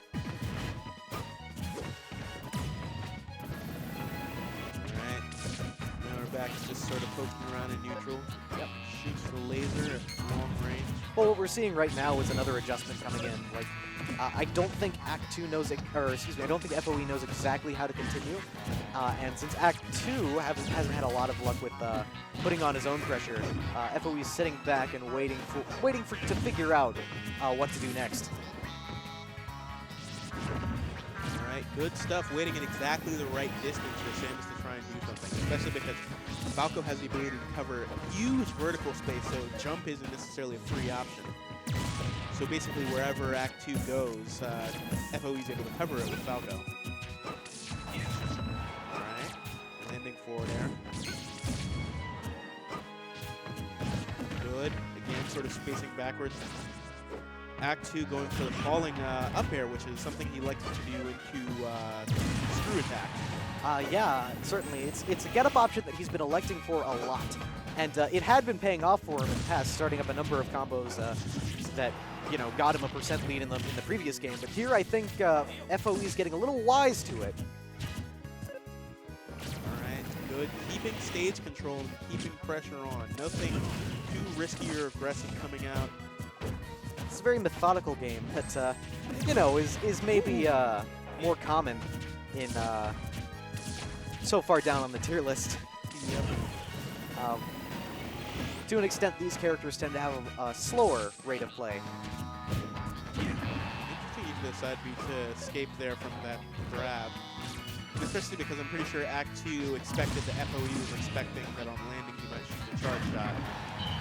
So that was a really interesting, so I believe that covered neutral get up and jump.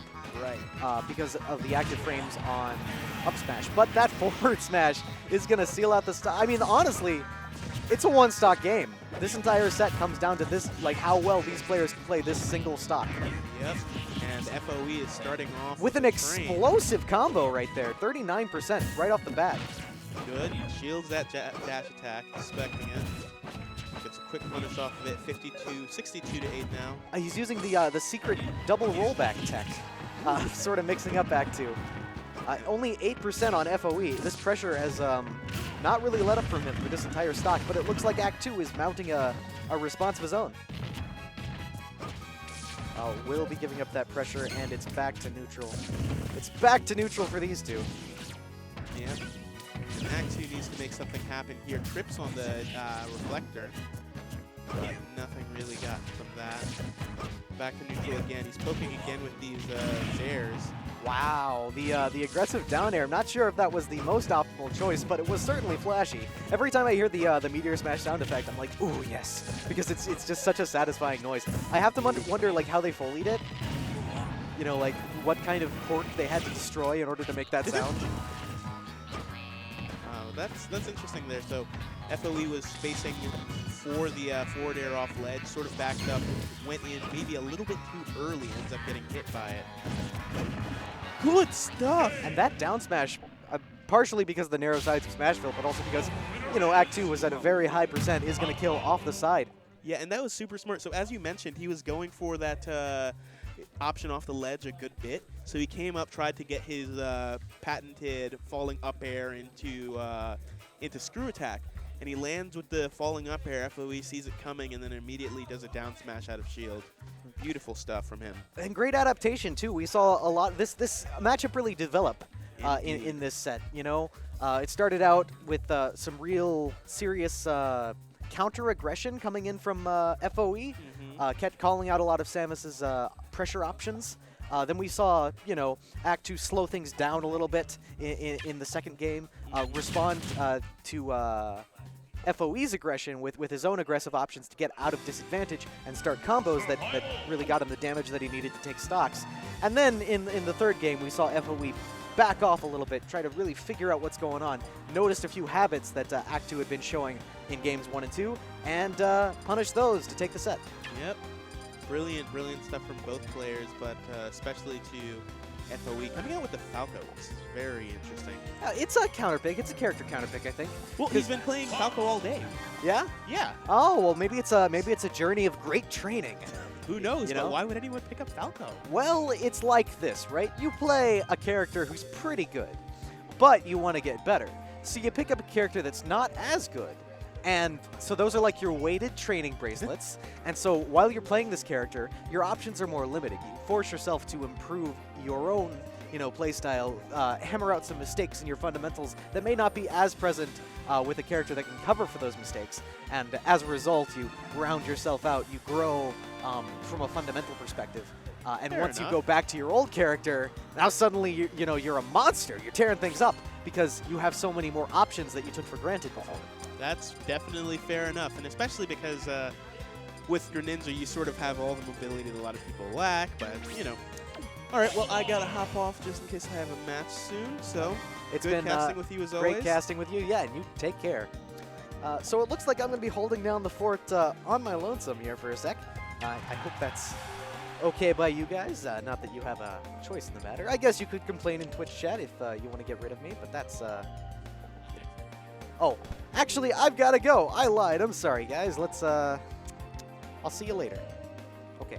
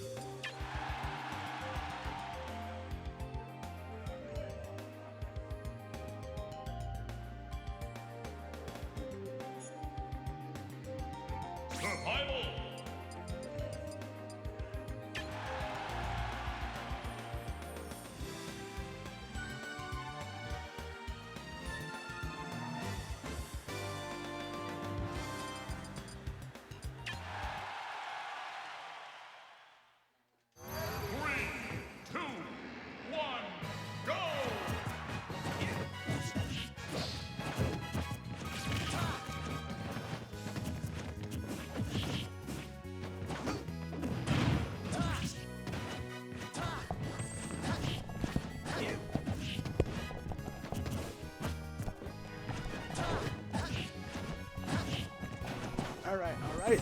Thank you for coping with the technical difficulties. I'm here with J-Dog. What's up, everybody? J-Dog on the mic, joined by our resident cryptid, Naira. We haven't Resident seen him in a Cryptic? while. No, cryptid. Cryptid, okay. I don't know. Like Bigfoot. Bigfoot, yeah. Like something that like is hairy exists, and but- large. I mean, you said that, not me. Yeah, you're right. Big boys. Well, All right, we got let's a get match into going this. on. Yeah, we do. Got Martin Falco. Dexter, another like staple Xandu versus another person we don't see too often in FOE, but he's playing a character that I haven't really seen play too much because, That's true. well, it's been a couple months. That's true. He's usually a cave dweller, usually resides down there. But wow, he's got that forward smash. Good call out. Yeah, that was pretty clean to Stock start lead. off with. 90%, it's pretty much a death wish for Falco, so it's not too great, but you know. One good hit from Marth will put him back on point, but 51% already, that's incredible. Yeah, for the momentum that he has getting, he's doing a great job just keeping it, but that little overextension will be tipper. enough to call for Marth to call his way back in there. That's true. All right, well, okay, he's not going to follow, but that's good, he's not overextending. Both of them are just kind of biding their time. Oh. Could have gone for an aggressive play. They did. Okay, trade. Now, for Falco's position, he doesn't really have to go in too hard. He has to seal the deal at this point. Yeah, and FOE is just doing a great job of sticking to him, but oh no, he's actually dead. Can he kill at this percentage? Yes. Okay. Oh no, unless no. you miss. Choke. Tap, boy, tap. Oh no! I didn't think yet. The tipper was not there. No chips. It's bad with servers. And the thing is, like, the forward smash would have been on the fringe of killing maybe, but like Shield Breaker, Tipper will absolutely have killed right there. Really? I think Foe himself thought that was the case because he didn't seem to mash out. Yeah. Yeah. I mean, normally when you see like a situation like that, Shield Broken gets Marth, you are dead. Ooh, no Tekken. Was that technical? I don't. But it looked like semi-technical, like hard to technical. Yeah, of course. But either way, tech didn't happen. You gotta just expect that with Marth. Any half-decent Marth will always try to get that stage like what's the word? The word when they try to hit you off stage. Stage spike? I know Smash. This is easy. Yeah. But I mean, like, it's been happening for like how many years? Like 15, 16 years. Like in that match specifically. Exactly. In Melee, Brawl, and Smash This is 4. a fight through the eras. Yeah. Yeah, you gotta hit those techs. Time was just a little bit off, but FOE's Falco is looking really clean this matchup. I'm excited to see what we'll bring in game 2. And he's staying with it, so it's a show of confidence. It's not just a one-trick thing. Feels confident against the mark. Right now, obviously, lead. And now Dexter's opting to use the dance play a lot more. So he's just walking and just catching his landings pretty consistently with that. And that's racked up to a big lead in his first stop. That's true. So he's kind of waiting for Falco's to snap. Yeah, then he's trying to cut him off. Falco's a lot more grounded this time around. Every jump has been punished, which is good on Dexter's part. I don't think he can make that back. Nope. He zoned him out. Forced him to commit to that up way too late. And that was smart by Dexter to up the like a little bit higher to avoid giving FOE any opportunity. Some big changes. It's going to look like a very dominating market again.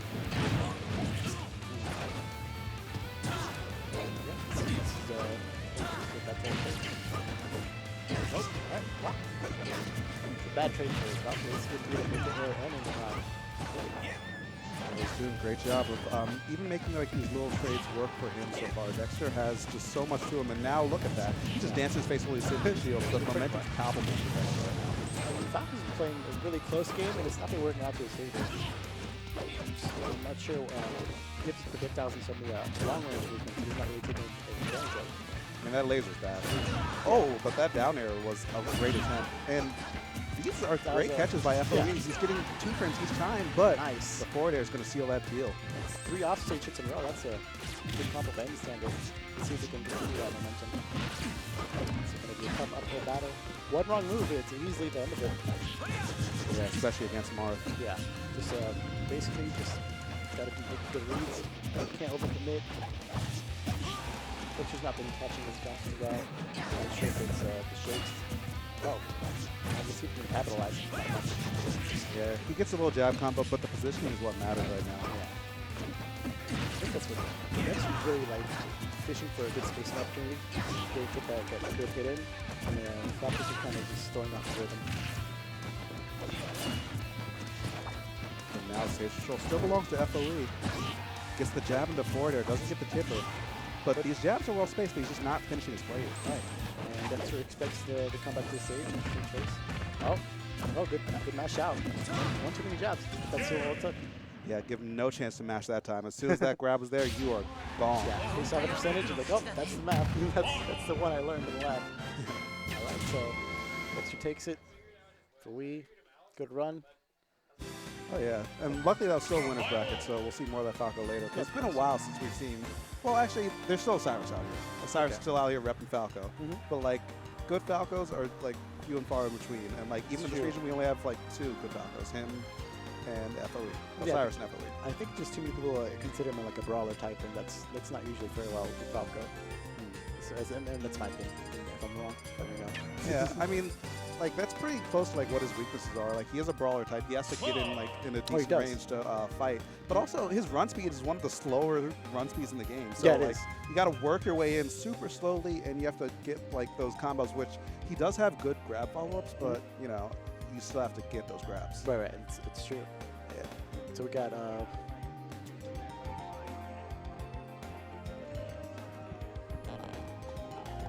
Yeah, I just couldn't really hear that one. Okay, cool. Yeah. All right, so things. One moment. Sorry, watching the heated unroller of the controller. No commentary volume. Okay. Loud talk. Inside voices are thrown out. Okay, nope. Back to normal because he's making me loud.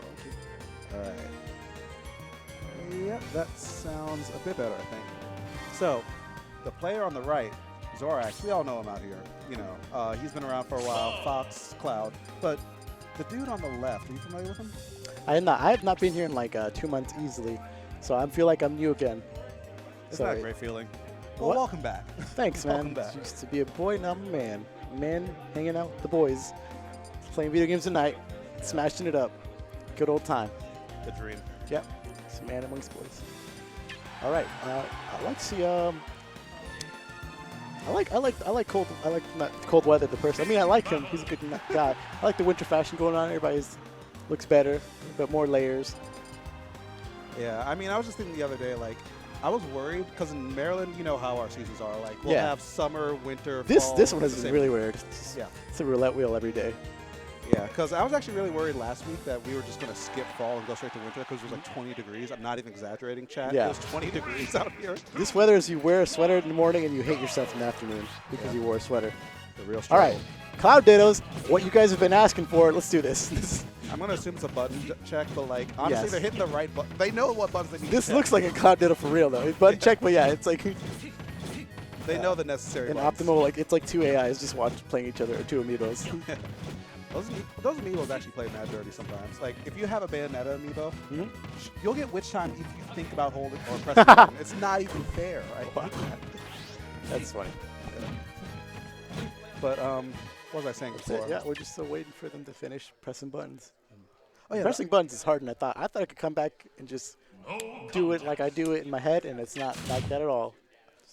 you got to keep yourself fresh in this game. Like, even if you're thinking about it or, like, even going through the motions, like, you know, doing the PPMD shadow boxing, like, you know, Karate Kid, solo train in the mountains type Just of tapping thing. your fingers on the desk.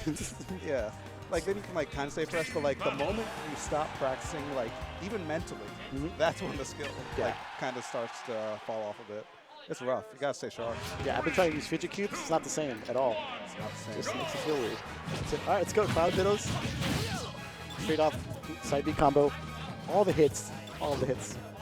Green versus red. Christmas colors. And I actually really love that they did that, actually. Like, they... Contrast? They put it on teams so that you yeah, would yeah. have the contrast off there. That's a really good choice. Yeah, I agree. Your commentators, thank you. Bill Yeah. and Zorax, good luck. Because I just end up saying Cloud 1 and Cloud 2, and then losing Cloud and better Cloud and worse Cloud. Like, just let's change up all the time. Okay, but good. Wow, he's got his break already. Both breaks. Yeah. They've been putting on a good amount of damage on each other immediately. Really close game, too. And Bill, I can't remember where he's from. I know he was here a couple weeks ago, and that he did really well. He got a top 5 finish. Right. And he beat a lot of our like solid VR players. And I know he is ranked in another place that is not here. I can't for the life of me remember where he's from. But look at him putting in work. And he's about to get ranked out here, too. Killing Dang. Zorax. The hard Magic read. percent. Let's go. Yeah. Nice. Nice. Okay, got caught by the down smash, but who cares? It's nothing. Yeah. At this point, like, if you're getting hit with Cloud, as long as you're not dead, you can get that rage bonus, and then you can just absolutely murk your opponent's second stock with one hit. And just like that, he goes for the hard read, but Bill not quite finds him up on it. Yeah. So yeah, nothing. You close that stock, or else you're just losing percentage by the second. And this Cloud is really good at staying alive, the green one. Yeah, It's just- Bill's Cloud is pretty crispy. But then again, the red Cloud is not really intercepting off stage, which is really key to killing Cloud. If you play on stage with Cloud, you're going to be in for a long match. Yeah, Has to kill you first. There we go. Close that stock finally. yeah, he burned his limit, but ooh, that was clean. Any follow-up? I think Ooh, wow. I like what Zorax tried to do there. He tried to stall himself out to throw off the timing and like burn out the invincibility. Yes. But he just miscalculated. Seems like a little bit too. Yeah. Quick maths, but the wrong version. Yeah. Sometimes 2 + 2 is a little bit more than 4. Yeah. But yeah, like Cloud's magnet Game hands are so reference. big that like you gotta like really give yourself a little bit of leeway sometimes, and Zorax just missed his calculation just a little bit. It's very true. So true. All right, so Battlefield's going to be the pick for Zorax in this game, too. Let's see what he can make happen, because the first stock was rough for him. But That was a really convincing first game with Green Cloud. Red Cloud is going to have to show us what he's got. Switch things up. Just think about Ares. They're both pretty sad about that. So I shouldn't bring it up. Sorry about that. It's all good. So it seems like these guys are pretty much running back the first game in a way, like it's dead even. Yeah, at first. Yeah, at first. But then the real kicker is what will be done with the first one. It seems like it's so crucial in this matchup. And Zorax manages to get it online first, not by the virtue of charging, unfortunately. It's getting more damage on him than we probably like right now. I just feel like in that first game, that Red Cloud just got, once the lead was taken from him, I just saw a change in how he played. Not so confident, kind of shaky, a little more precarious, moving back and forth, not really committing to things. And I hope that doesn't continue if he loses his lead. But right now, he's doing pretty well. Nice. And that's a good answer right there. Yeah. Like you were saying, like he really was in the first game. Like he let off the gas when he lost his lead, but Exactly. that down air was a big answer. And that dash attack is another one too. A statement saying, I'm not scared anymore. Yeah. But now it's closing the Cloud stock, which is a whole other game in itself. Again, he really respects the Green Clouds coming back to the stage. Doesn't try to really initiate anything. And he got up through it. Yeah, I'm actually amazed at that's so many people have died to that. But he knows his character.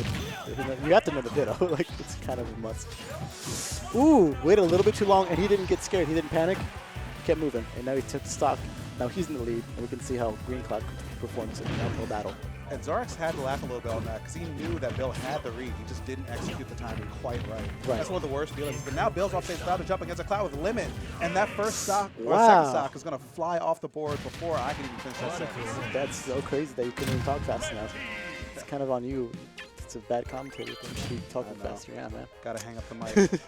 I'm not. But no, it's like it ended exactly as the first game, so it's kind of a call out saying, like, see, you can do it too.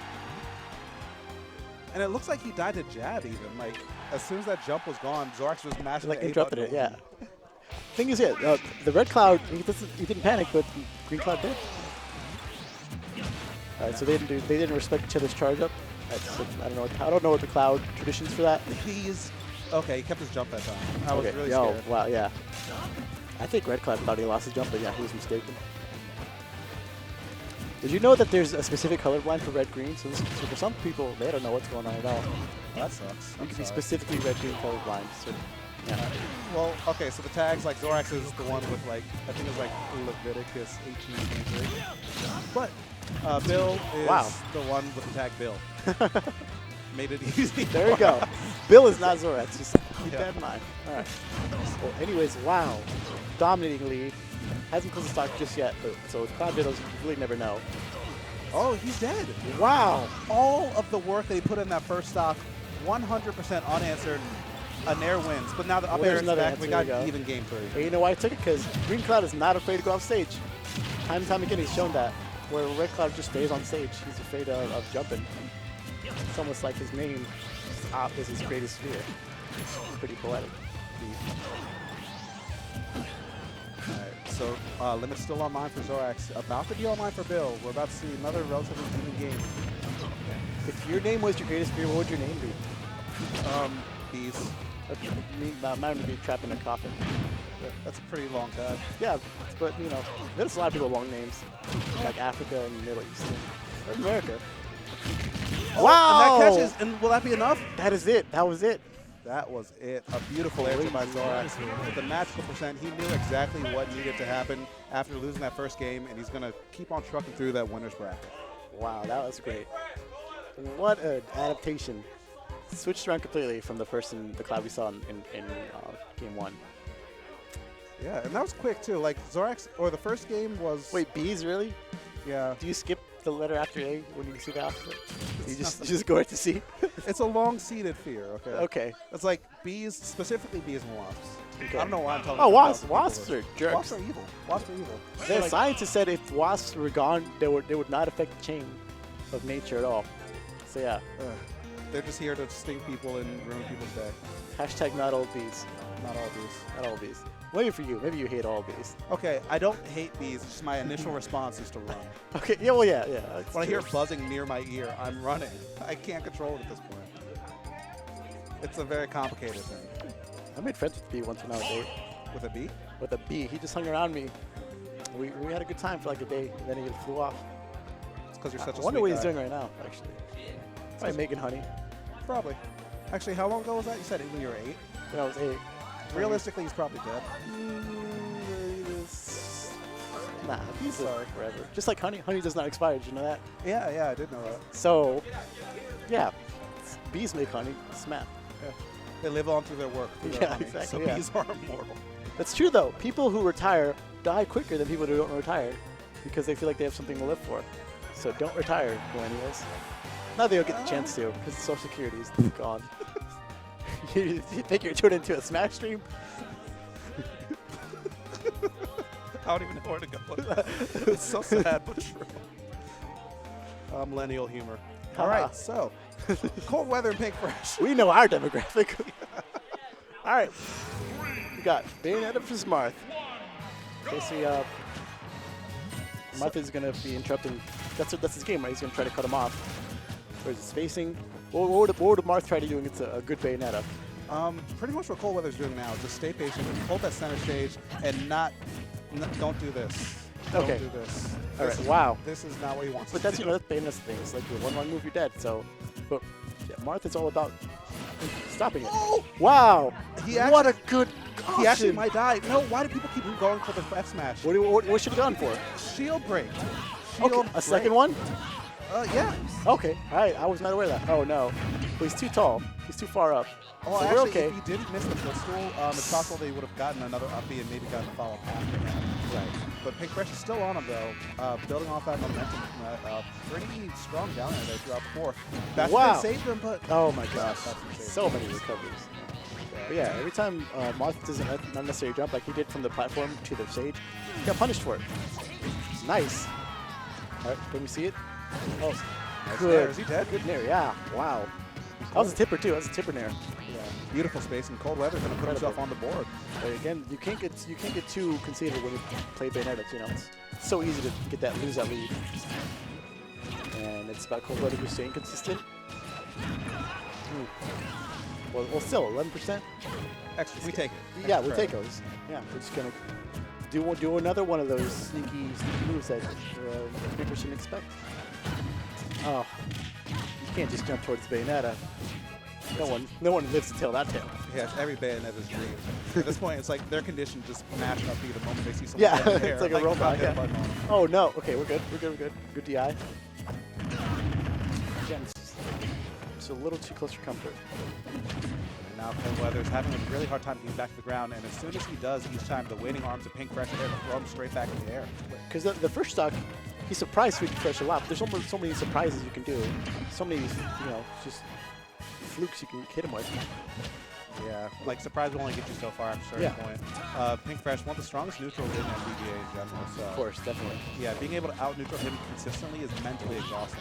Cold Weather's doing a great job keeping up and actually still in a range to win this with the power of a tipper, but he still needs to find a way to get back to the ground. But Pink Fresh, another Got back that air. landing. Yeah. That's all you need to do. Wow. Okay. Oh, he's looking at this one. I thought it was really sad. That's okay though. Cold Weather. Okay. Yeah, he did a great job. He did. The first stock, 50% on Pink Fresh or 50% second stock Pink Fresh is no joke, especially when you're playing Marth and can bring that back easily.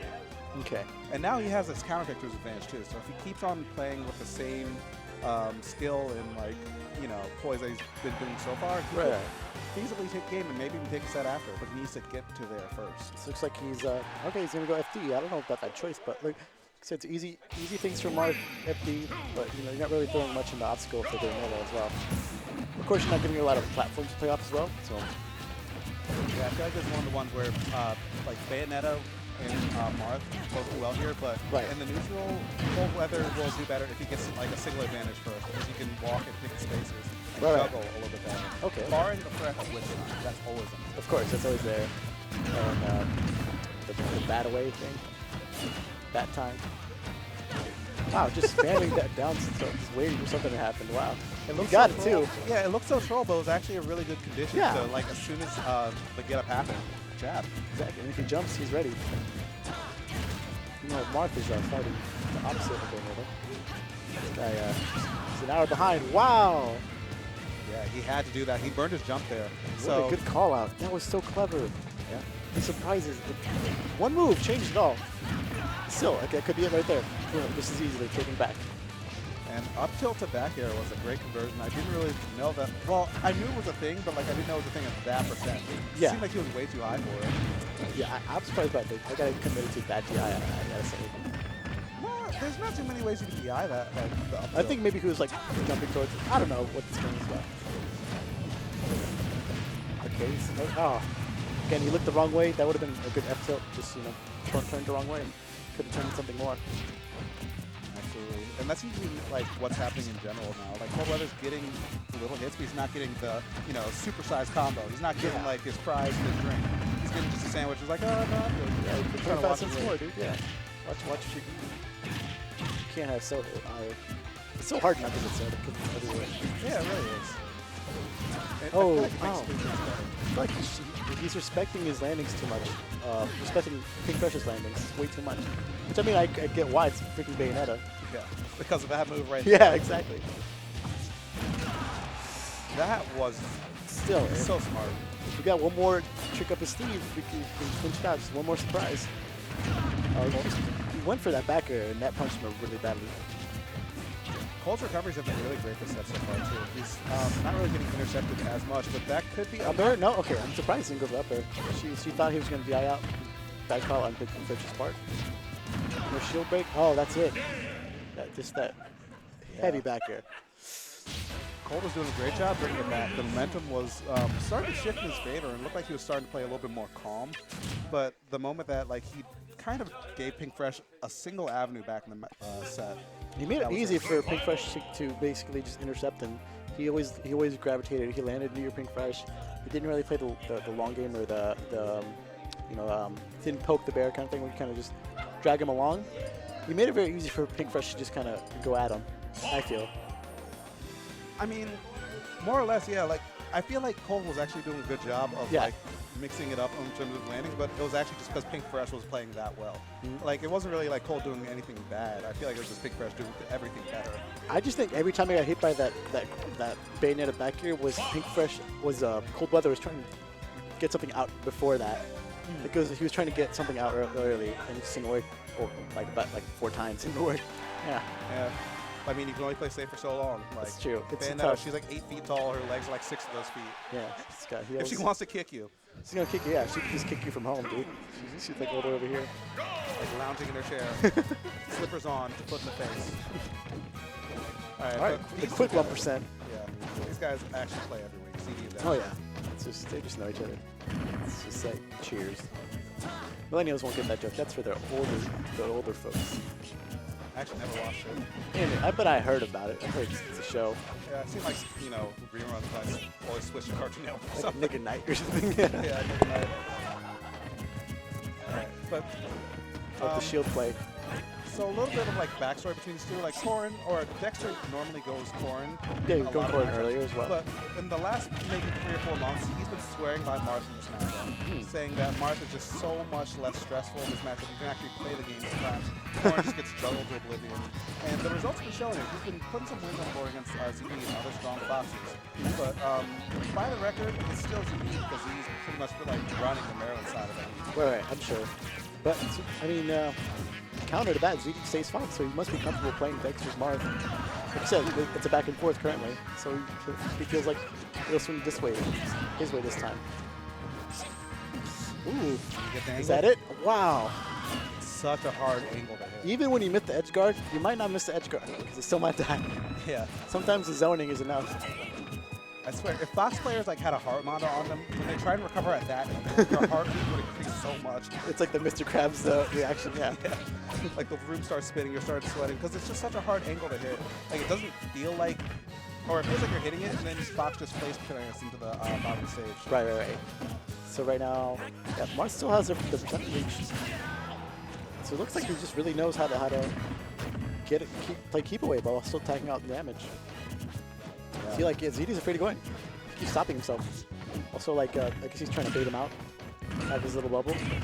Possibly. There might have been a little bit of side, like maybe some tilt from SD too, but right now, the stage control ZD and ZD on the ledge. I keep on talking about it, and I'll keep on saying it until he stops killing people on the ledge. And ZD actually drops up using right there. Dexter's doing a great job. Jab to up tilt, almost doing it. It's a really heavy-hitting move.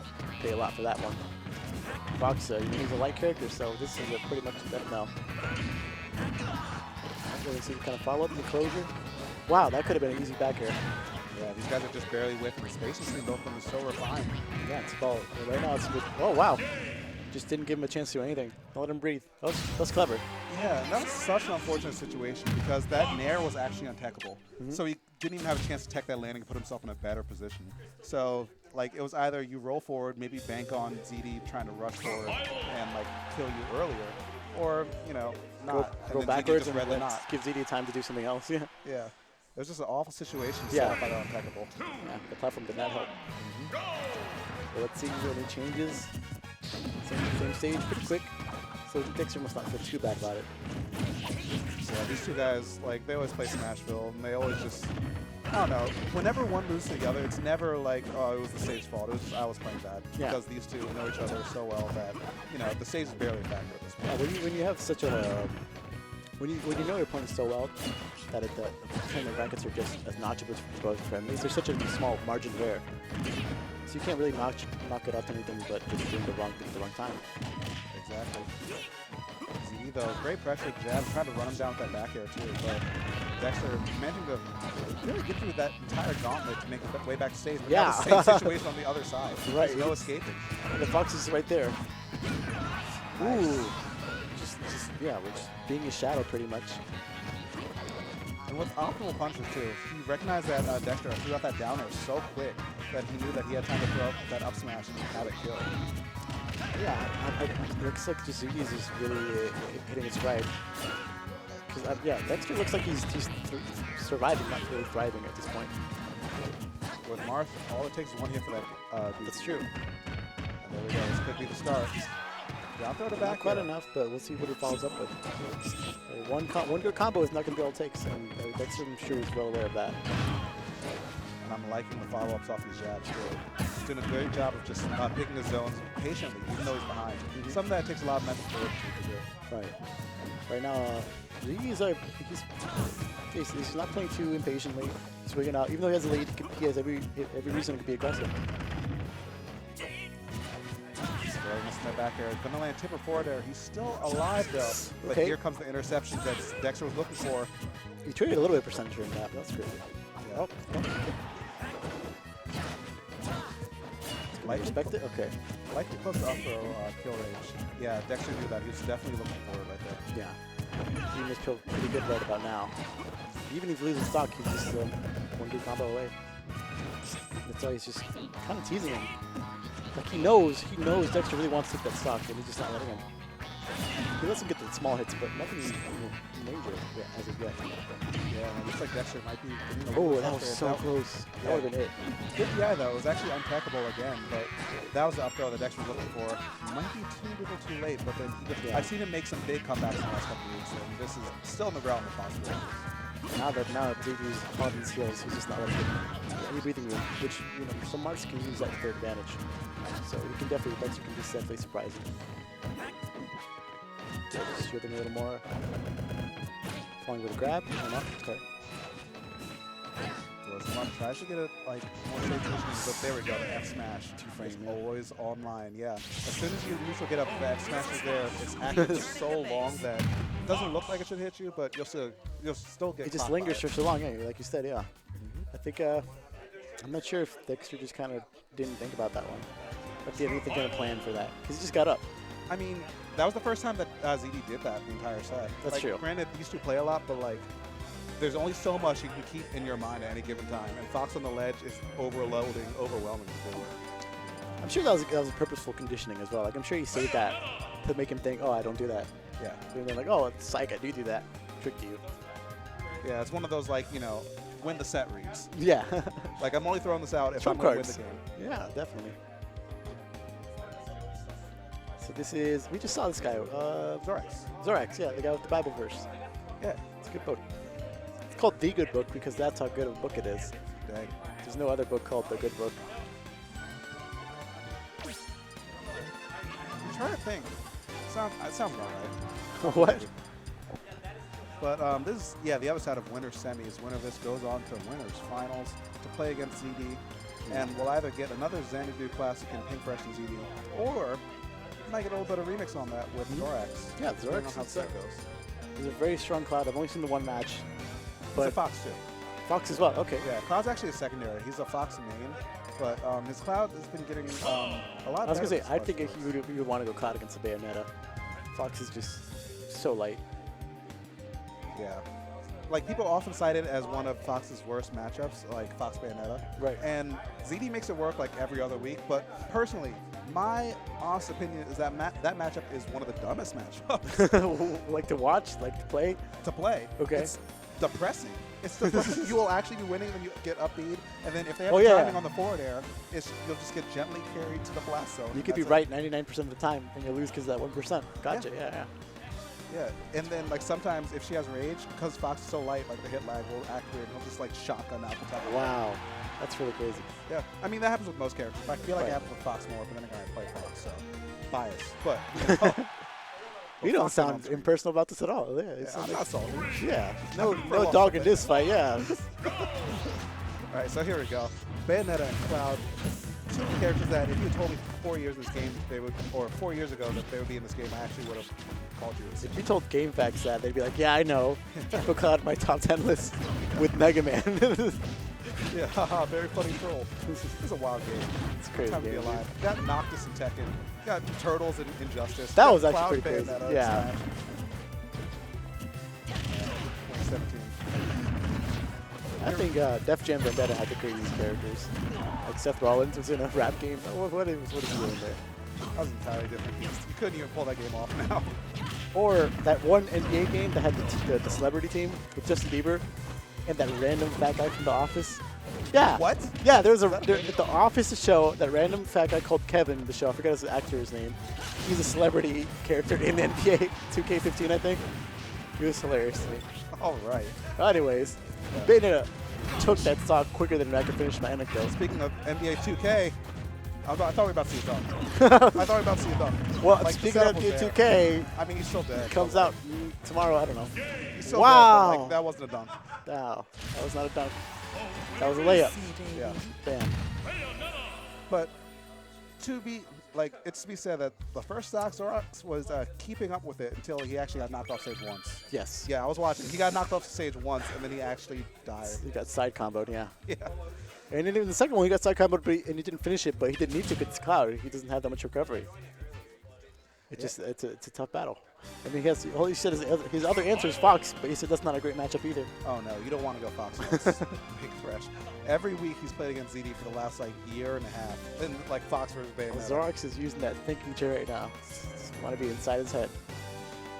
Probably like, dang, how do I not go off stage against this character? Because it was that moment specifically. You know how they have a replay thing here? It's about to do it. They should do like a black and white, like zoom in Yeah. when someone's thinking. Just like, contemplative music. Yeah, I was like, see that there? That's me. You might be wondering how I got in this position. And I'll have you know. All right, let's do this. Fox versus Bayo. J-Dog made it very clear this is a bad idea, but let's see what happens. I mean, to be said, it's a good idea until it's not. Fox has the tools to keep up with Bayonetta in a lot of different scenarios. He has the frame data. He has the ability to just kind of pressure Bayonetta in a way that not many other characters can do. But then also, there's this. And actually, Ooh, okay. Okay, I kept did third. not expect him to survive that, yeah.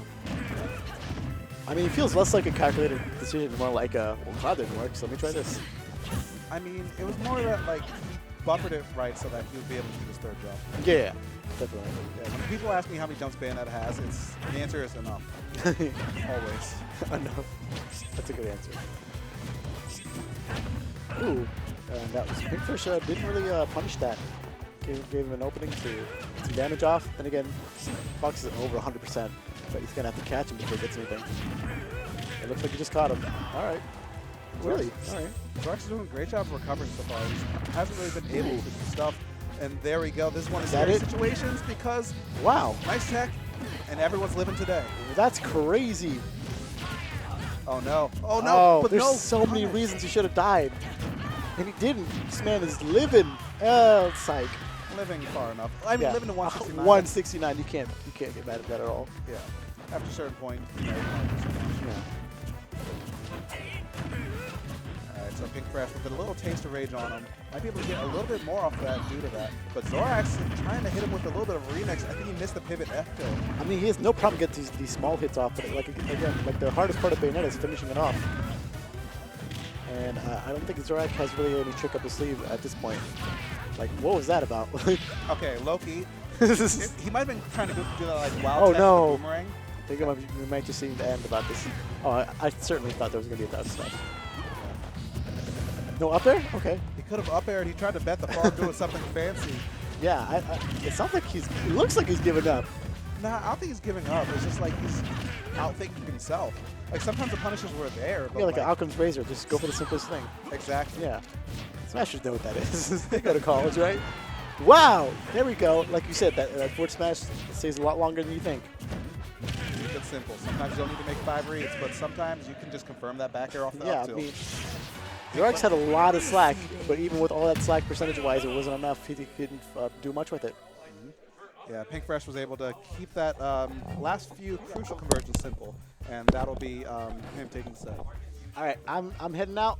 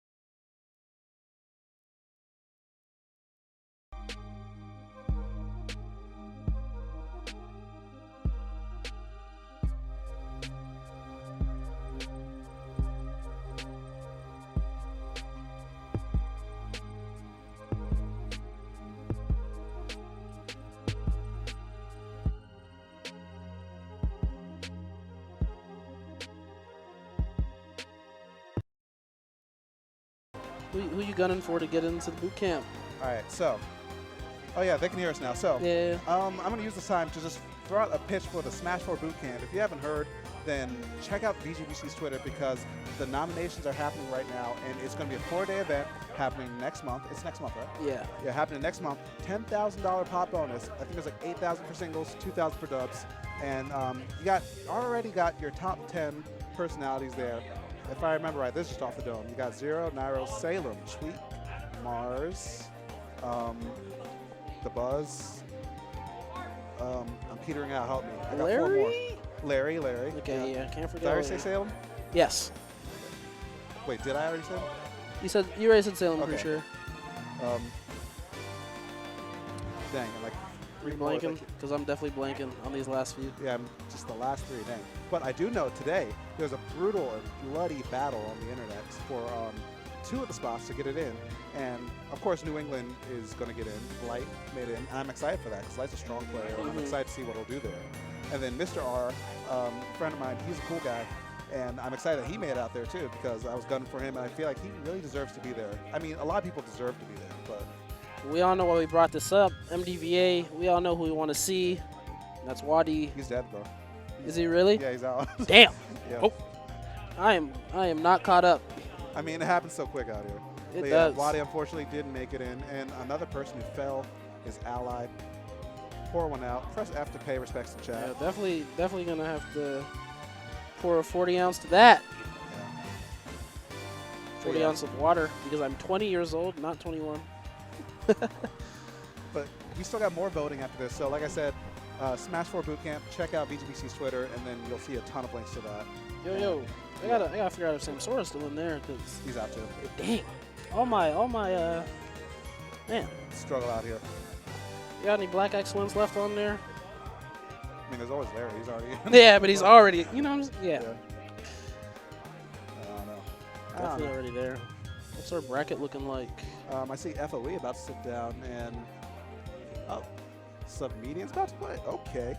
Let me pull up this bracket and see where we are at because this is probably somewhere in top 8 out here. Loser's top 8, yeah. So loser of this gets 7. So top 8 finishes for both these guys.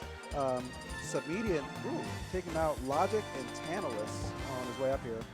And Japhid as well. And who did he lose to in winners? Arcade. Oh, wait, no, he beat Arcade. Lost to Bill. And then FOE, he lost to Dexter. Yeah, that was on stream. And that was after beating out Act 2 and Syrup and Orpheus and Young. So solid runs from both these guys. And I'm kind of excited to see who will take it because both these guys are strong players. But both these guys are players who have always been strong but never have really gotten that recognition that I feel they deserve, and also the high level results because they're both just so strong, but always kind of teetering out just before I know where their potential is. Also, I don't know. I guess more recently you don't see them as much, at least up here. I mean, FOE, he's all the way out in Virginia. Yeah. I was talking to him before. He only comes out here when his job puts him around these parts. So, if you're in the area, come out and play some Smash. All right, I'm with it. You definitely got to come through. Yeah. Submediate, though, he's all the way out in DC. So he's making a drive, usually 45-ish minutes. With traffic, it's an hour or more. Hour and a half. This traffic is nuts. Yeah. Nutty. Those of y'all in chat, if you don't know about MDVA traffic, let me tell you something. I started driving, my first interview, I think I started driving at maybe 4:30. Got here at 6:45. It's a 30-mile drive. It should not be this long. It's the power of MDVA traffic. It's a struggle out here.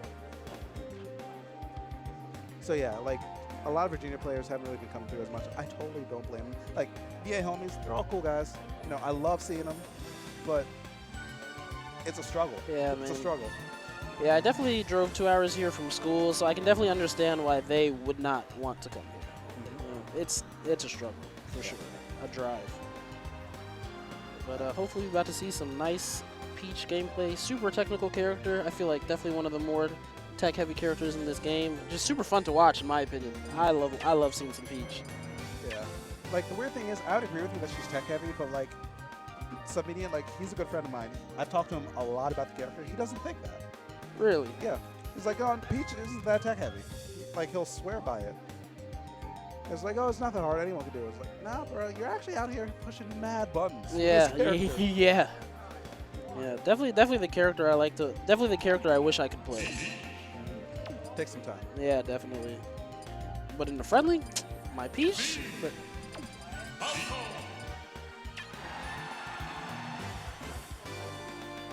you see? Does he go? Okay, I thought he was playing Mies.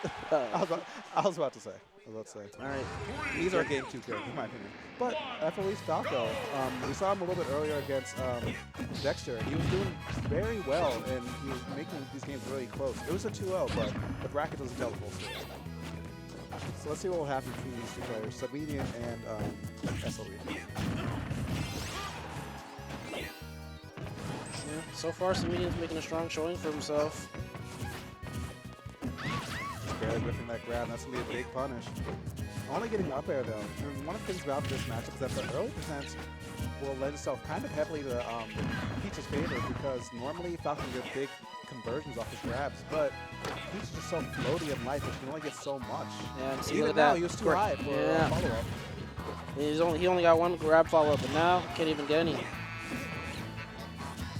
Yeah, but he's still been getting enough hits to keep himself close. The grab will even it up entirely. And now he has conditioning to play with as well.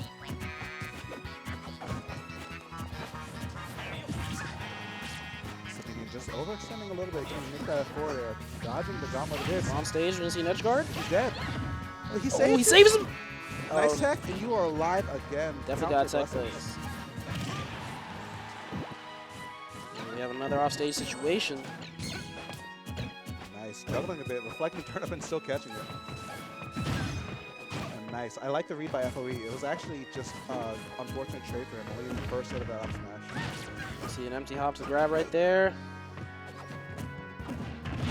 Nice bait. Not enough to kill just yet, though. Still good position to get the edge guard, but the swag laser wasn't worth it. Was it worth? Just trying to send a message, you know? Swag is always worth it. Yeah. It's not about the stocks, it's about the message that you're sending. Swag is always worth it. Let's see. Alright, so now Sabine has all that rage, and he just barely misses the back air. That forward air should be enough to kill. Yeah, it's definitely going to do it. Peach definitely not one to live very long. Forward air clearing this up and pretty much a tie game.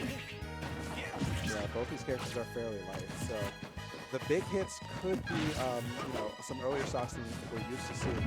The thing is, Falco only has a few feasible big hits, and his most common one that we see is his back air. Oh yeah, which for is sure. ridiculously strong. So she has some buttons. Her forward air is ridiculous. Her back air is pretty dang strong. Her up smash is absolutely bonkers. Oh yeah. I mean, if we're talking her forward air, it's just to put it in perspective, it's just about as strong as Fox's up smash when it's uncharged. That doesn't sound right, but it feels like it. It's pretty close. Like, it's the mental damage. Like, it just feels like your soul is broken after you get hit by that.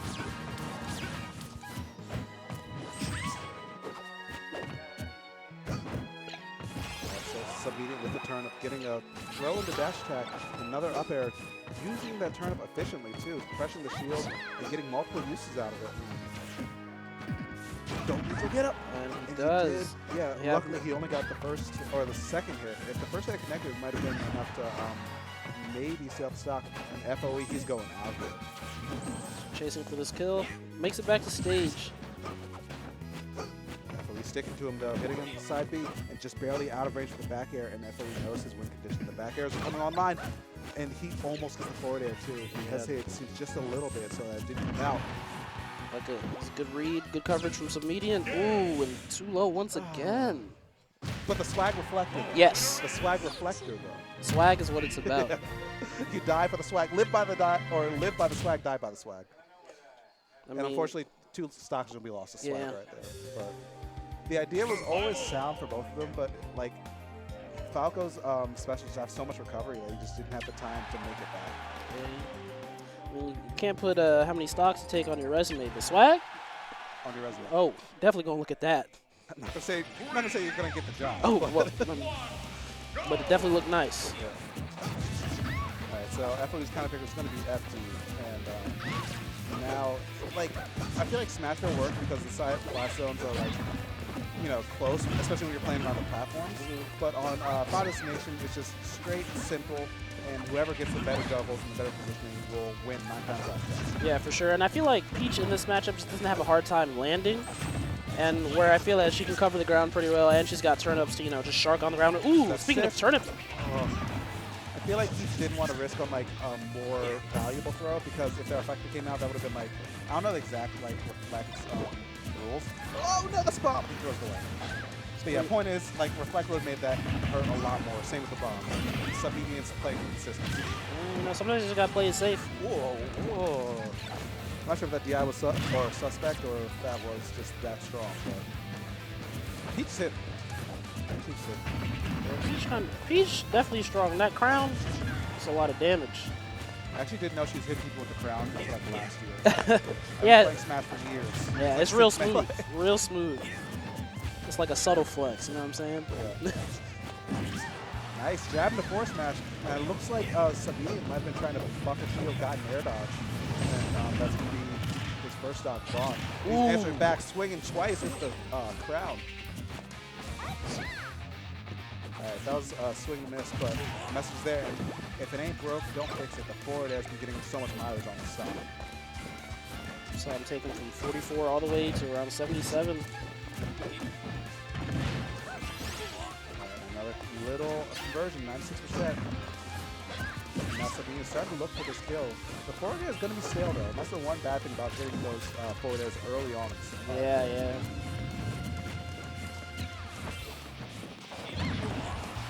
Back air is going to buy him some positioning again. FOE needs to find his way in, otherwise it's going to be a quick 2-0. Dash attack, not doing it just yet. And the pressure, the traps are there. If you're not getting hit by a turret, you're getting hit by a hand. Good on foe to just recover to the ledge, just reset. Getting some good damage in now. Is that going to do it? That was just enough full range forward air by the blast zone will be enough. Even though that multi-hits don't seem that strong, they're strong enough to get the job done. And that's going to be FOE putting himself back on the board after a big deficit. Yeah, and that's the thing about Peach. She hits hard. She gets dies. hit hard too. Yeah. Taking the words right out of my mouth.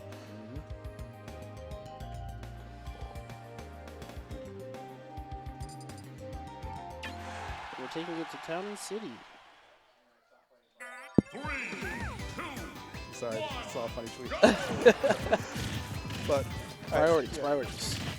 I mean, between games, there's not too much. No, I'm just playing. Yeah, the gameplay between these two is the real story here. And Town and City is going to be the venue for our game number 3. So, we're thinking about why Sabine picked the stage. I don't know. I feel like Peach doesn't really get too much off the stage in general. Smash Hill is one of her best stages, and FOE probably banned Lila on the virtue that he's spacey or he's a normal Smash player. Yeah. So, Lila off the board. So I guess it was just kind of what's left. And right now, it's not working out super well for him. He's still pretty close in a lot of ways. He's doing a good job of stopping the bleeding when it is happening. This grab could be the thing that makes the stock work in his favor. I will say FOE is doing a better job of just catching some immediate, just in his movement, and just when he's being a little more lax in the neutral. Good read though, getting the back hit of that. Ooh. It gets tagged by the up air, and everyone's living just barely though. Yeah. Surprised that down air took FOE that high. Just not DBZ enough, I guess.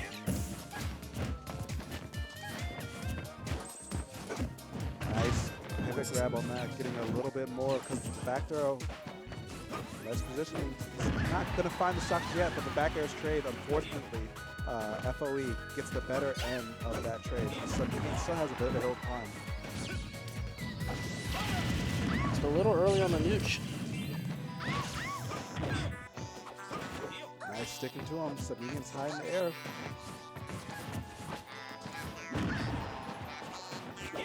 I thought he's doing a really good job of breaking Sabinian's zones consistently. Yeah. That's not a hard, that's not an easy thing to do. It's actually really difficult, just the way that Sabinian plays normally. Air dodge doesn't get the read. Drags him back down with the forward air. The pressure is real right now, and FOE with that charge down smash, you can tell he's feeling himself a little bit. It's got him in the air. He just opts to grab ledge. Nice punish on that. He finally gets a way to punch that up air, or forward air. Kept his job. He could still live this, and he hits the tech off of a nearly untechable situation. Check it by FOE. Ooh, had a read, but just not quite on the mark. Don't Is that gonna do it? Okay. So if you hold a direction like up or down, you can actually avoid getting hit by the laser. But at that percent, it's actually reasonable for Sabine to hold in because it's that scary. Back throw should be enough to do it now. Yes. Just in the middle of the stage. Alright, so now's the time. Peach with rage. We all know how scary she is. Sabine, what do you have to bring this back? At this point, a lot of stray hits at the edge is definitely going to take Peach out, so he's going to have to be real careful. Ooh, he was ready for that one. Yeah. Walked up early. It's kind of wild that FOE was able to predict Sabine's ledge options that many times that consistently. Yeah, he was really feeling himself at the end. And the thing is, Sabine was mixing it up too on the ledge. He was sometimes jumping with fair, sometimes neutral get up, sometimes rolling. It was just more like reads or good reads than bad ledge scenarios than by Sabine. I will say though, he was Submedian wasn't netting too much off his ledge when he was getting off ledges. I mean, his fairs were getting blocked towards the end. He's getting caught up on these rolls, whether he was getting punished or not. So yeah, it just seems like FOE had a pretty good read on him. Absolutely. And that's going to keep him in this bracket. And to play against, it seems like Zorax right now. Are they jumping right in? Seems like they're about to. Yep, lose quarters. And on the other side of lose top 8, we've got Cold Weather and Bill playing right now. Trying to find them. There's not a whole lot of Cold Weather. I think. Yeah, I think they're playing up front. So yeah, don't know the results of that match yet, but when it happens, we'll let you know, keep you posted. But if you want to know yourself and you're watching this, type !bracket in the chat, and then you'll be able to see where we are at along with us.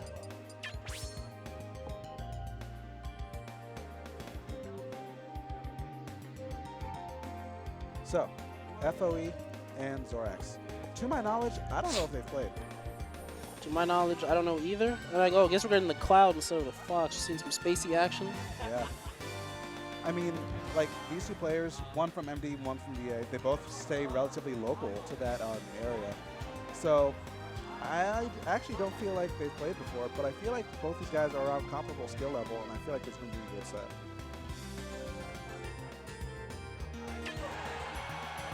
Little sidebar here, I don't understand FOE's character choices sometimes because, like, his Falco's clean. Yeah, don't get it wrong.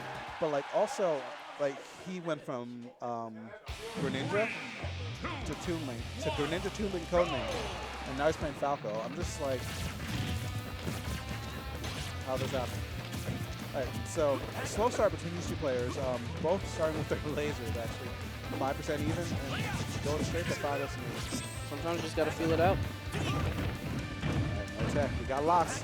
What do we got after that? Up air, up air. Clean conversion, 58% off the bat. Zorax has some acceleration. That's the thing.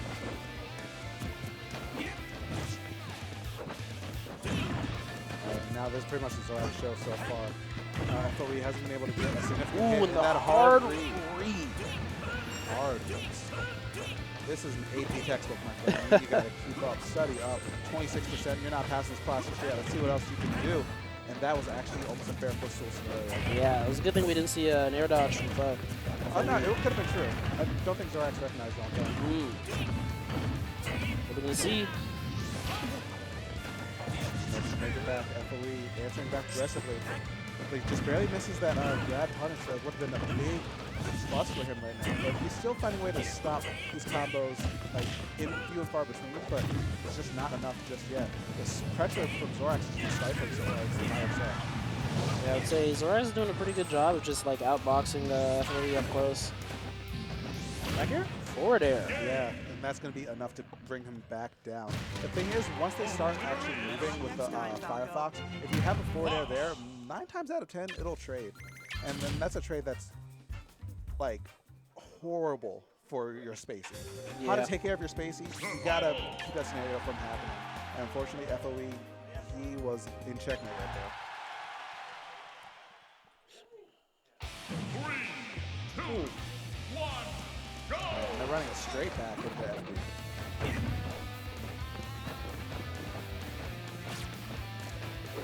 And pretty much a mirror of the first game. These guys are starting off slow, but I'm sure FOE wants to, find his own pace before Zorax does. Because the moment Zorax did the first game, it was pretty much curtain for FOE.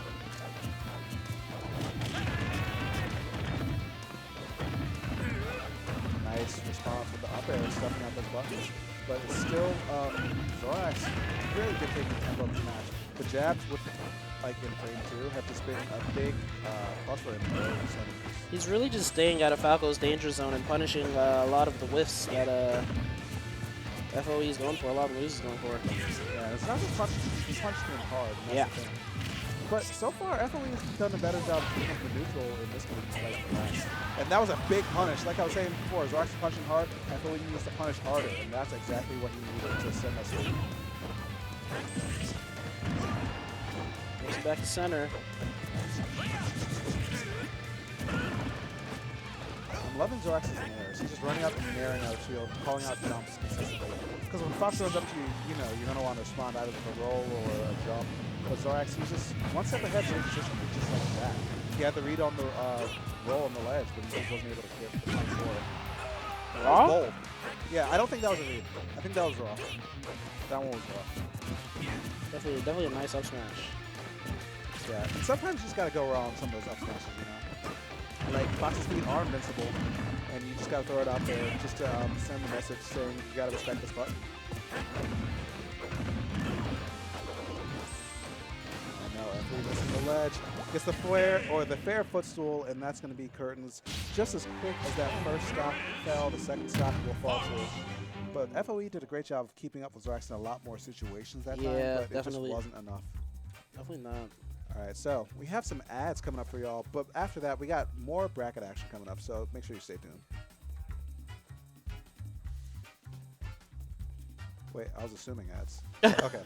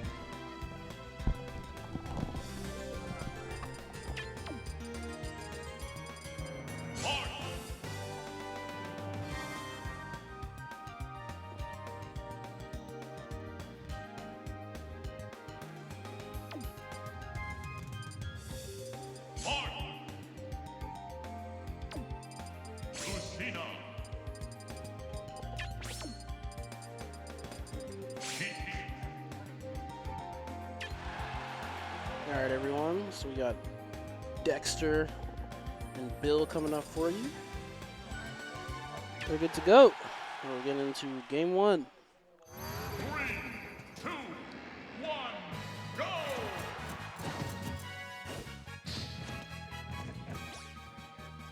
Never mind. Oh, there we are. Okay. Quick button check before we jump right into it.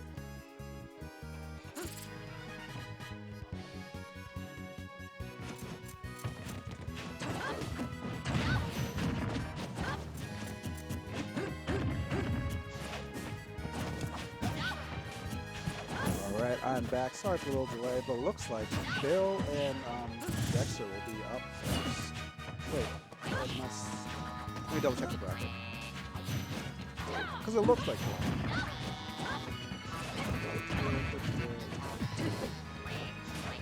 Well, right now we have them Bill going and at Dexter, it. yeah, Bill and Dexter. Yeah. Loser semis. So, Bill, I've seen a few characters come out of him. I've seen his Cloud. I've seen, if I remember right, he had a Pac. I don't think I'm gonna mix up with him. But like, point is, I've seen Bill like play a multitude of characters, but I haven't really seen his Sheik. And I'm kind of excited because good Sheik play is always so exciting to watch. Good Sheik basically. Ooh. Oh no, he's dead. Yeah. Goodbye. Messina, that force smash would kill you at like maybe 50, so it is what it is. It is, indeed. Definitely not a deficit that Bill can't come back from, but definitely has to deal with Sheik's problem of not always being able to kill quite too early. Yeah, like she has some setups, but like it is a convoluted route to get an early kill of Sheik. It's kind of hard sometimes. But Sheik still has the ways to play safe in a lot of scenarios. But the thing is, it's hard to play safe when you're behind. You need to take some risks to bring your way back into it. Because otherwise, Dexter will just keep on getting these little hits. And even trades are in his favor because he has a whole other style to play with. He's doing a real good job right now of just keeping center. You know, he's using all that stage control. Using those feet firm and planted. And Dexter is just doing another great job of just using his jabs. We've seen it in his Marth play before, but he's keeping consistent across his characters, which is always good to see. Ran straight through and get that pivot grab. Bill has to make this recovery happen, but not enough. Another jab, another punish. And that up B was actually a really smart way to just keep on sticking to Bill, sending a message, and that is the punctuation mark that gives the first game to Dexter. Yeah. Dexter was definitely all over him, and he just he wasn't really budging. He was kind of like a wall, and Bill just couldn't get right past it. Oh yeah. And the thing is, I like how he went with Lucina because Sheik is so fast, so slippery that it might be hard to pick and shoot his faces. With Lucina, you're getting that consistent damage, consistent knockback, and it's always enough to make the job happen. All right, we have the switch to Cloud. 3, 2, 1. This is something I'm definitely a little more familiar with. Yeah, Bill's Cloud's nice. Bill's Cloud's pretty nice. And also, I like how it's just a switch up because it's obvious, like, you know, she can work for him. So, if you have a character that's as strong or stronger than the Sheik, and you know it, and you can throw off your fun a little bit, you use that character. You know, mix it up in the game and out. Right now we have Dexter taking back this lead, and okay, we have Bill putting him off stage. The patience, I love it. Bill knew he had an advantage. He wasn't going to give up anything. But Dexter is still finding his way back in. I don't think Bill has a jump. Yeah, he had to burn the limit there. Luckily, he lands the hit, though. Yeah, get some good damage off, you know. Damage is damage. That's force smash. Yeah. Gotta be careful on that ledge. Yeah. Pretty much every time you see that, that is just an invitation for Lucina to forward smash you. And 9 times out of 10, it will kill because if you've already burned your jump as Cloud, you're probably dead.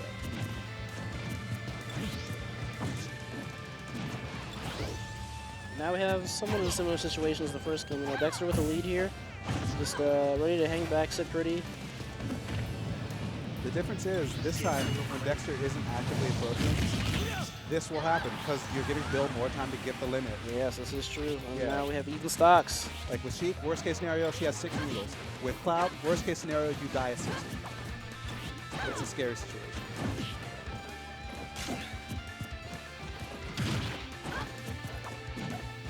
Bill always fighting his back to the wall, but this time it seems like he's getting the hits in just enough to keep his opponent slightly off guard. Dexter once again in center, but Bill knocks him up with down tilt. Now the juggles are online. The airspeed and ground speed will be increased by the limit. This is his chance to get that advantage, but he kept his jump. He gets to keep his limit. If he can get off the ledge and land a hit, this could be a big plus for him, but forced to burn his limit. Again, jumping from the ledge there, not the best thing in this case.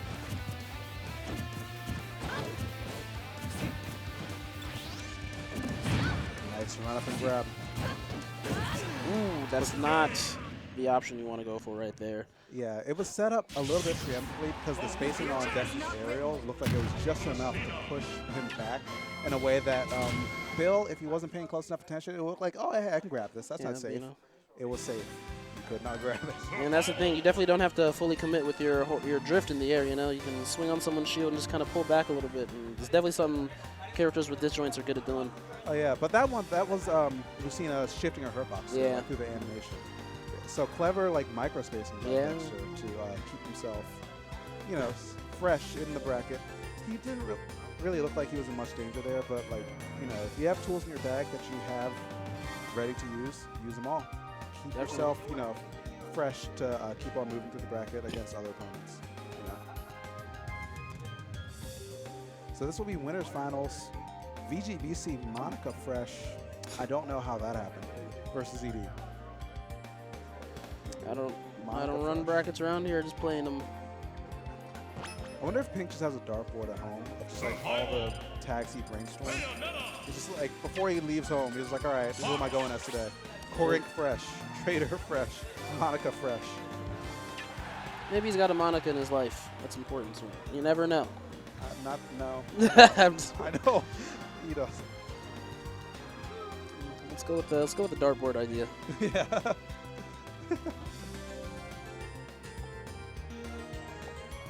All right, so winners finals. Definitely a classic right here. You know, ZD, Pink Fresh. That's really all you need to say at this point. Yeah. Like, but I'll give these two. I'll give the new first-time Xanadu watchers, you know, the basic rundown between these two. These guys play every week. Usually Fox Bayo. Sometimes, you know, other characters. I think a couple weeks ago they did 3-character Iron Man. Yeah, that was a treat. Yeah. So basically, these guys play that much, and these guys pretty much go back and forth. ZD is ranked higher. The record, I believe, this season is in ZD's favor, but it's relatively close. I can't run the exact numbers on it, but like Pink Fresh is still very competitive in this matchup against this player, and this should be an exciting set. If it's the first time we see it tonight, you might see it second time. I'm seeing some ZD gonna fall out right there. Definitely what he wanted. Got the rundown, but Pink Fresh is gonna answer back. We're gonna have a quick reset. Only 1% between these two. Pink Fresh able to get out of that situation by ABKing the balloon. So smart. And down tilt, and now it's hard to get back, but even if you make it back, you have to make it past Pink Fresh on the ledge. Power Shield will be enough to give him time for the wish list, but that will be the guillotine taking out that first stock. All of your options are covered. What do you have left to do? Now there's a Has him off stage again. No jump. We are out here. We are super out here. We Ooh. are out here slapping. 1-800, are you slapping? Pink Fresh runs the sideline. I mean, that's what happens when you have 2 up Bs, man. You just get caught up. The thing is, well, 1, you couldn't make that back. And 2, he used both up Bs optimally. Used the first up B, turned him around to send him further off stage because the first up B has more knockback to it. Got himself in position for the second up B, which has a little knockback, and then used the forward airs to finish that off because that was a true combo because that was only the second up B. Everything was calculated right there by Pink Fresh, and there was nothing that ZD could really do in that scenario. I mean, it's just a true depiction of using all your resources to your advantage. Exactly. And that's what Pink Fresh is really a master of. So ZD running FP as his counter pick. The Fox Classic. Bayonetta likes the stage a lot too, but between these two, like, you know, stage really barely matters. They play so much on so many different stages that it's just how they're feeling that day. All right, now we have Pink Fresh with somewhat of a strong lead right here, having ZG in the corner. ZG gonna fight his way back in.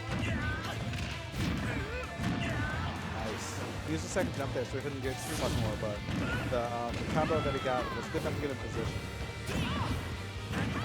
Nice, though. Clean back air, and that's gonna take it pretty early.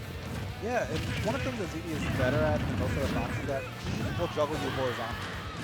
Whereas Pink Fresh, he'll juggle you vertically and horizontally in every which way he feels like. But that will be enough to take out that first stop and even up that game.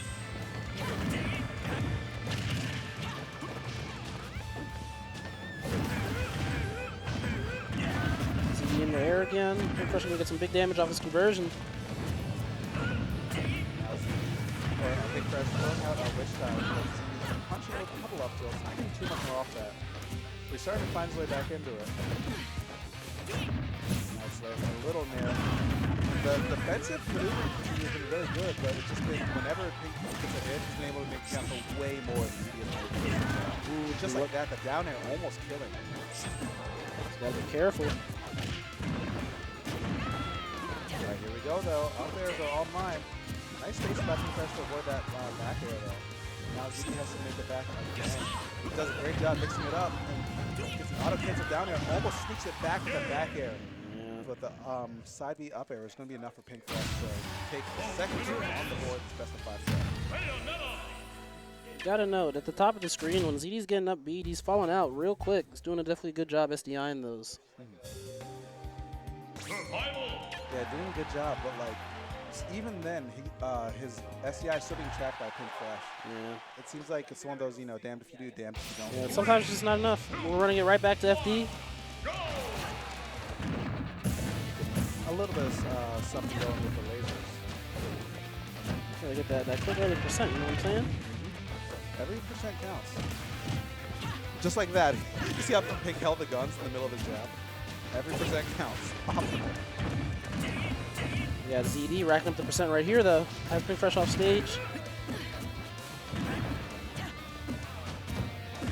I like the bait and punish from ZD right now. Every single time he thinks there's a chance that Pink can come up with something, he walks back just enough to make Pink feel safe. And then after you know, the bait's done, afterburners are on, big damage each time.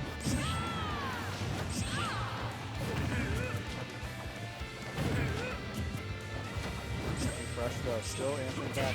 He's doing a better job making his recovery, but that's gonna be a stop.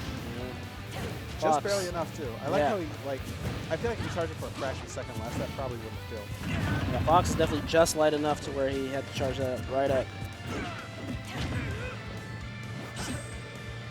Recovering low enough to avoid the down tilt. I like that mix up. And the sour spot up tilt up air will do it. I'm not sure if that was intentional or just a brilliant day by ZD, but I like the mix of it. As Fox, you really have to use everything to your advantage. Yeah. Definitely gonna get the true combo if you hit with the up tilt in front of Fox.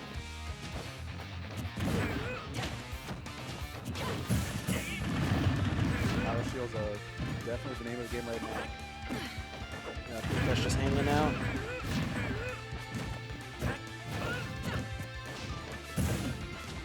Really liking this spacing.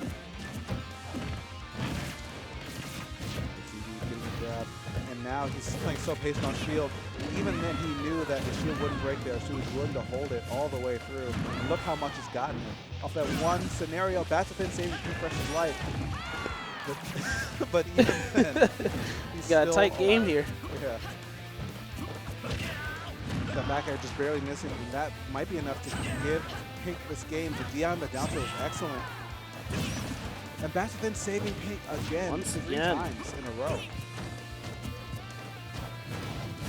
See these two kind of just poking, prodding right now. No one wants to overcommit because one move could just spell it for them. Ooh, the up smash. I respect it. Like, the spacing was just a little bit off, but even then, ZD finds a way to victory. Definitely not out this set without a fight, you know? Yeah. And all these games, they've been pretty close. Pink. I mean, the thing about, like, this matchup, and really, like, with top tiers, Yeah. everything's close until it's not. So, Yeah. like, even if it's a blowout, I was like, oh, yeah, it was a close game. Like, I almost fair foot-sold him in, like, twice, so. Yeah. There are definitely those micro instances where, one bad decision and your whole stock is gone. Yeah. With both the stages. So, getting into time game number 4. See if Free or ZD can bring this back to see a Game 5 scenario, or Pink Fresh will see around here. I feel like every time these guys play, it's either a 3-0 or a Game 5. Like, 3-1s don't exist. Well, empirical evidence would say ZD's going to win this game, but let's find out. We have the fair to drag him down with the fair, has him off stage. And now ZD is just playing way better than he was in the first 2 games. Looks like he's warmed up to Pink Fresh his playstyle today. And like even that, the down tilts, he's DIing those so much better than he was in that first game. And the nair to up smash is going to be the thing to kick out that first stock.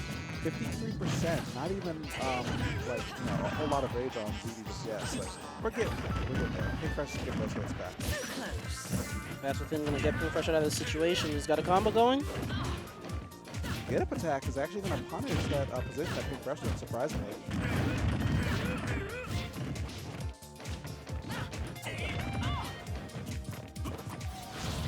There you go, though. It's not safe, and we're going to see a punish out of ZD. Ooh! Clean conversion right there. A minute and like 15 seconds, and that's going to be game 2 going to ZD. He played that absolutely perfect in that last stop. That is definitely a trade I would take any day of the week. Yeah. people forget that Fox's feet are invincible during his up smash. Yes, So yes. if you land one of those soft hits when you're on a platform, the only thing that your opponent can really do is either air dodge and still get punched by jab or something, or most times they'll throw out a hitbox. I mean, most better players will, to try and stop the pressure. But if you space your up smash right, you're done. Kind of a fake 50-50 to put CD in a Game 5 situation, but the plot says it. History repeats itself, and we're going to see a Game 5 the other time.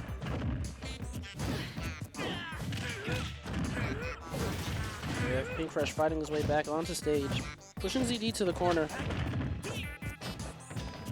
We'll lay down that shield too. Now, ZD's doing a great job of avoiding these witch times. I think he only got witch time like once in this set. That is correct. Nice down tilt punish. Tipper too.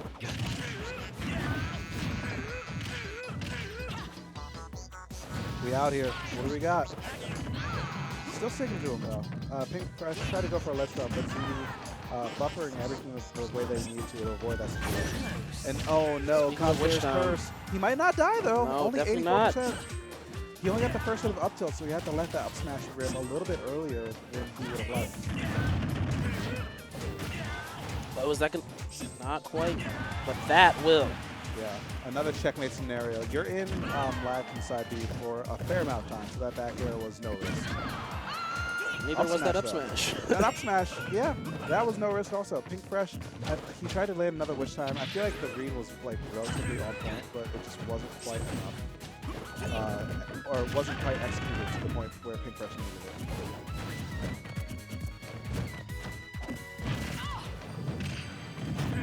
Alright, Pink Fresh though might be able to get something started, but ZD rolling out the scenario. Oh, this could be it. Be careful. We tech those, and good angle by ZD, just going straight into him so that if Pink wants to let go, he would have had to, you know, eat a face full of fire. Yeah, we definitely don't want that. If ZD missed that tech, that would have been it. But he's still not out of the woods just yet. He has to witch time to avoid all the lag, but ZD still gets a punish, and he doesn't get what he needed. Turnaround jab was definitely needs to well convert. planned. He's still alive though. Still living. We got the rage building up. We got a combo coming maybe? ZD overcommitting just a little bit on that grab, and that's going to be enough to make Pink Fresh move on in the winner's side of Grand Finals.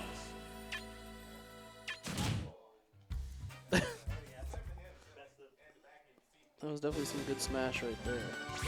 Yeah, some good smash for every single time these guys play. You know, it's always going to be a Game 5, tight set. It's just, you know, the nature of number 2 and 3 in MDVA. They're close together on the rankings for a reason. Yeah. Those two were definitely applying like a lot of pressure just at the ledge. I felt like the games were around there just a lot of the time. Oh yeah, that's high level Smash 4. Like most people when they're looking at Smash 4, they're thinking, oh yeah, combos, oh yeah, like, you know, center stage. But the ledge is where you win the games. If Zero has taught anyone anything, is that you can win by not letting your opponent play the game if they touch the ledge. I mean, hey, that's what you want to do. So we have Zorax and Dexter. It'd be a shame if someone from MDVA didn't know the Fox matchup. I feel like it's literally impossible. Once you cross the state line, you know the Fox matchup, and if you don't know, you're gonna learn today. Yeah. Definitely just the matchup. You just learn it. It's like in the air, you know. Yeah. I mean, it changed with the seasons. Like sometime, like 2015, you had to know the Luigi matchup. Luigi and Rob. You had Oh to yeah. know those Oh, matchups. we had a lot of Robs. Yeah. Too many Robs. Too many Robs. And then 2016. I think that's like when Fox seasons started kicking in. Yeah. And we're still in Fox season, but like now it's getting a little bit cloudy out here too. Oh yeah, for sure, for sure. Oh wait, 2016 was the Bayo season. So I forgot that happened. I forgot there was 15 Bayos like each week out here. Right, but now we're in the 2017 model of Fox McCloud versus Marth and Dexter versus Zorax. Both MD natives and both making a strong statement for moving up the PR this season. So excited to see how this set plays out.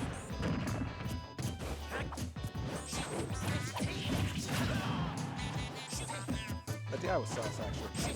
I just took a sip of water and realized he was last over 55% at Dancing Blade. Hold up. Ooh, Dexter with a lead right there, but not quite executing. Yeah, but Dexter actually has a little bit of a deficit to build up to him. Marth can always do it, but with so many different Fox in the area, I feel like something that happens is that you have to get used to each individual style of Fox. Because they all play slightly different. Zorax is very technical and big punish game, but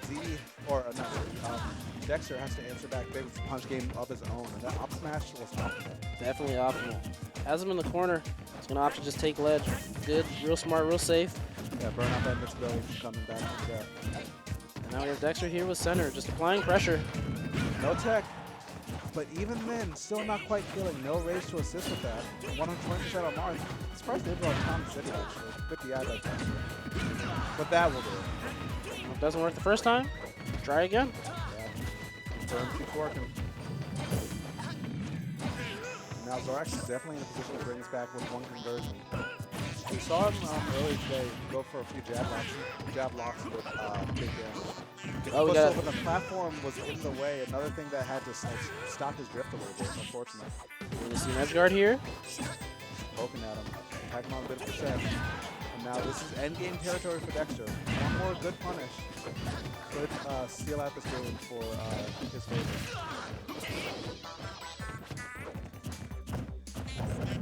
Yeah, and I was playing patient, just using what he can, getting what he can, up the out of shield. Is going to buy him some more stage control, but just barely misses the down tilt. Zorax, it's looking like he's playing a bit of fear to him. Both of them are, but that down air isn't safe. Another up the out shield. Definitely had a bit of a Mexican standoff right there with the shields. They weren't even facing each other too. That's how real it was. Zorax right now still in this. See if he can make something happen. Alright, the vortexes are always there. Power shielded though. That's what he needed. If he didn't power shield that, I feel like he just would have stayed in the same position on the wall. Zorax still not letting up with his pressure, and now we have definitely a match where he can take it, and he does! That was clean. Zorax had to pop off a bit because that timing is not easy. Definitely Normally not. Foxes would go for a forward smash in this situation, but up smash would have killed there, and he got the timing perfectly.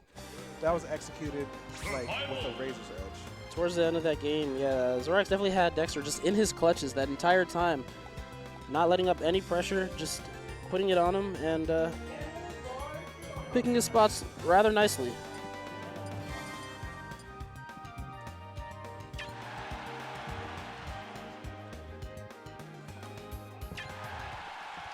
Sorry about that. 3, 2, Yeah, Zorax answering back big. Zorax answering back big, and that was a really clutch comeback from him so far. But Dexter, he's used to, you know, getting slapped up by Foxes a little bit in situations where it feels like you're winning because he plays against CD and like every other Fox a lot, and he wins against most of them. CD is the only one that like gives him a lot of problems consistently. But Zorax, you know, he's trying to make a name for himself, trying to, you know, put his mark on the wall of NVGA Hall of Fame. But to do that, he has to take out one of the consistent racing Dexter. Alright, we have him here in the center. Starting to open Dexter up. Ooh, but he gets grabbed with an unsafe nair approach. Ooh, is that going to do it? Not yet. Yeah, not quite yet, but that was close though.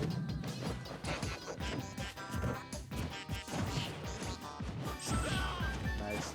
Now Dexter is getting the read on these side Bs. And the forward smash, unfortunate that it's set in the right direction, but the sour spot is going to be enough to take that stock out. The quickest of ledge trumps. And now Dexter's not even playing around. He's trying to end this before Zorax has any opportunities to make his way back into it. Because as we saw that first game, if you give Zorax an inch, he'll take a mile. Now I don't think he has a jump. We out here though. He can't Definitely make it. out here. We out here though. Yeah, Dexter telling himself he's not going to let what happened in game 1 happen again. We got punishes out here. I mean, you have to do that against Fox. He's just such an explosive character that the moment he gives you an inch, even though it seems risky, and by the way, that down air, if he missed, he would have died. Yeah. There's no way around it. But like, even though it seems risky, sometimes you just got to finish that plate. Yeah. And you know, if you're scared in that situation, you can always go for a trade because, I mean, you're not going anywhere but up. At the very least. optimal. Yep, absolutely. 3, 2, 1. So running straight back to Town City again, even game, but one of those games was a lot more decisive than the other. Spoiler alert, it was Dexter. Yeah, Dexter bobbing and weaving through these lasers.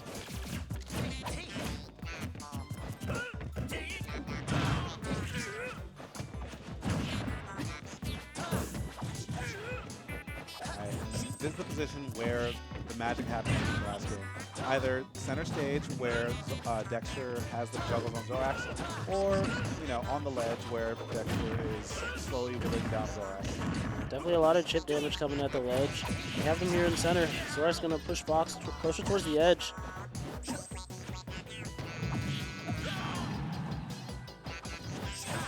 Oh, Dexter had the read. He just barely missed that, shaking his head. Zorax with a new lease on life here. Let's see how he's gonna take this to Dexter.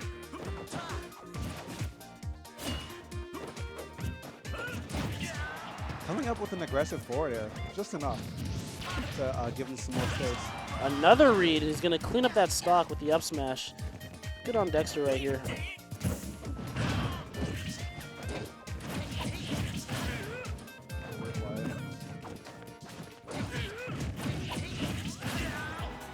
Alright, the Dancing Blade's going to give him more positioning yet again. 53% on Zorax's second stop. Oh. Okay. Now we want to see Dexter shaking his head right there. Yeah, there was no way that was intentional by any means.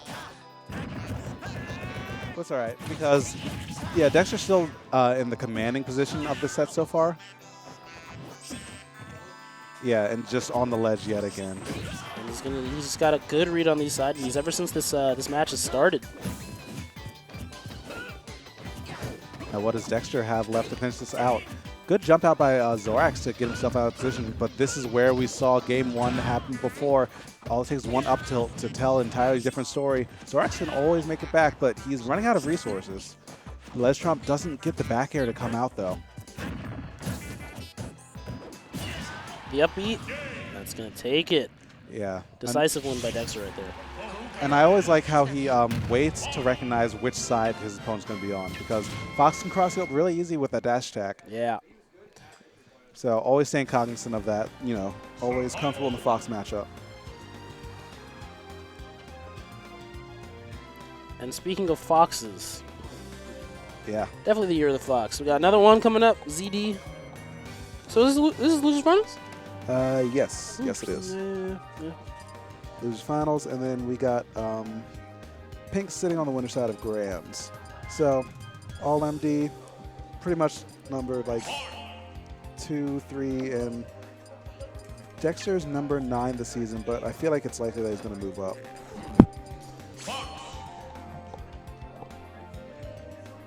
So yeah, these guys strong players. We see them literally every week. We're running the same matchup right back for you guys.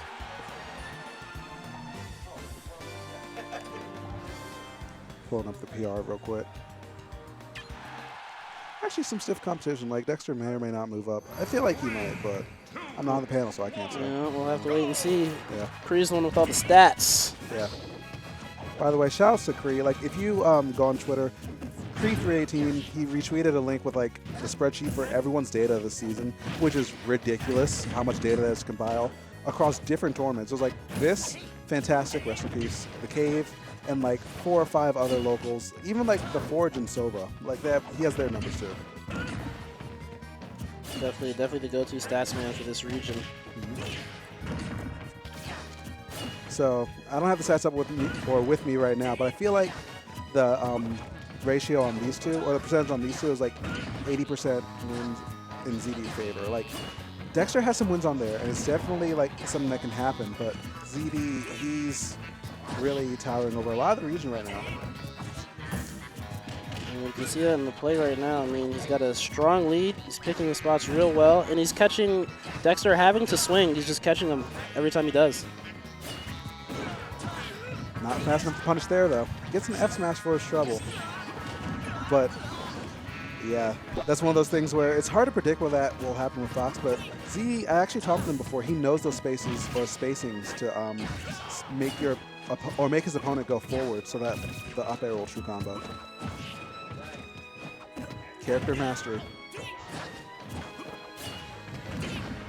Gonna opt to not sweet spot there. A little dangerous. Dexter making it back onto stage. A great tomahawk coming from Dexter. Not gonna get anything off of it though.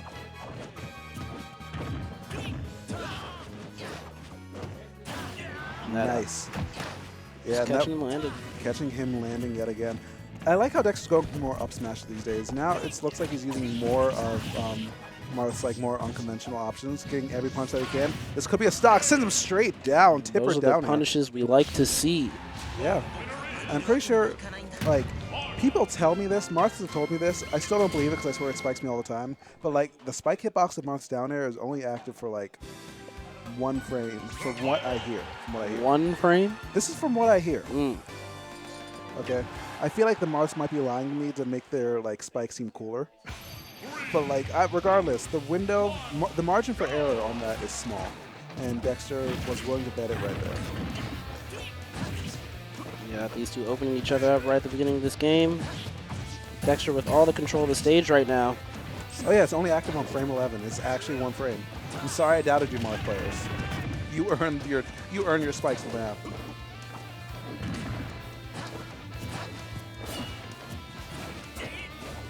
So yeah, FD is the locale in this next game. Gotta remind y'all, it's the best of 5 sets, so we're gonna see quite a few more games come out of these two. Yeah, we're definitely in for a ride here. Ooh, not quite spaced to punish that up B right back to the ledge. Alright, we see his position again. And this time, you're both dead, but swag. It's definitely not what Dexter wanted, but he's going to have to take that one to the chin and keep moving. Yeah. I mean, it was a great idea, though. If ZD went straight up, he probably would have been able to get the counter and still survive. But because the angle delayed the counter scenario, no one was making out of that.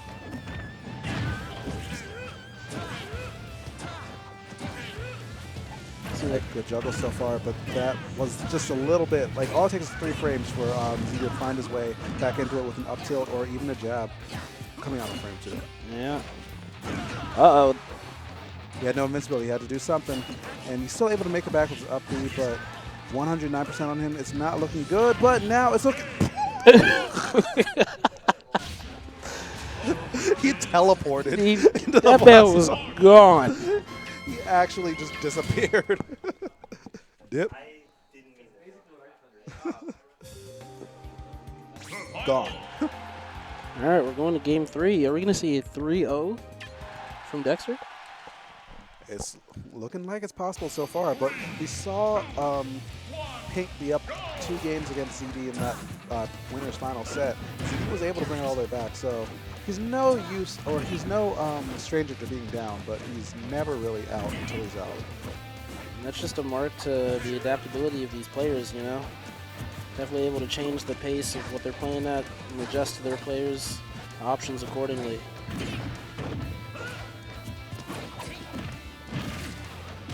Nice jumping clean over that dancing blade and doing 2 up airs for his trouble. And now ZD is looking like he's waking up, playing with a lot more pressure to him in the neutral. And just baiting and punching Marth out in a way that Dexter was dictating before, but I don't know what changed. Maybe ZD just, I don't know, something clicked, but now it's just ZD winning the neutral more consistently.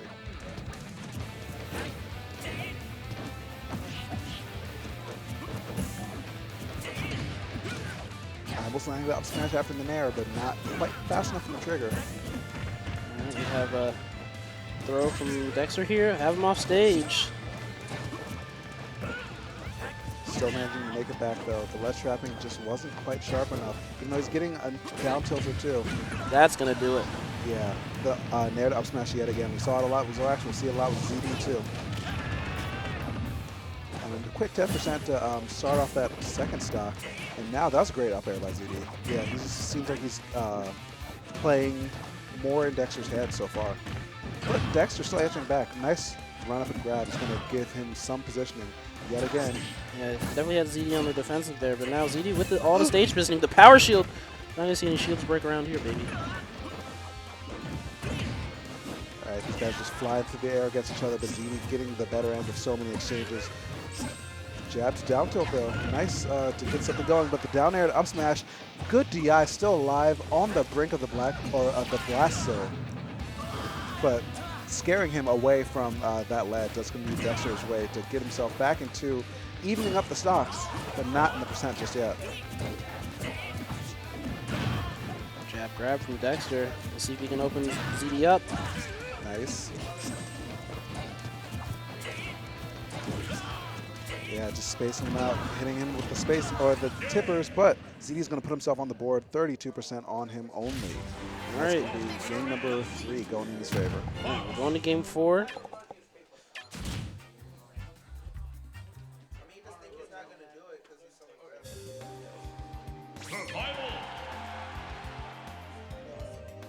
So I wonder if we'll see a stage change between these two. Yes, back to Town City. Seems like only these guys want to play in Town City or FD. Yeah. I'm surprised we haven't really seen a battlefield yet between these two. Fox does really well on triplats, and Marth does pretty well there too. Maybe they just agreed to ban it because both their characters are great there.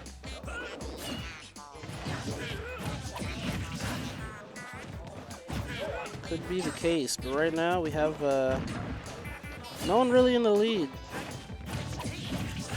Yeah, relatively close game. Another dancing blade is going to put him back off stage. But I like how sometimes ZD mixes up the side B timing, because if he does a straight out hit stun, he'll pop a little bit higher and sometimes not grab the ledge and make it ambiguous, keeping Dexter on his toes.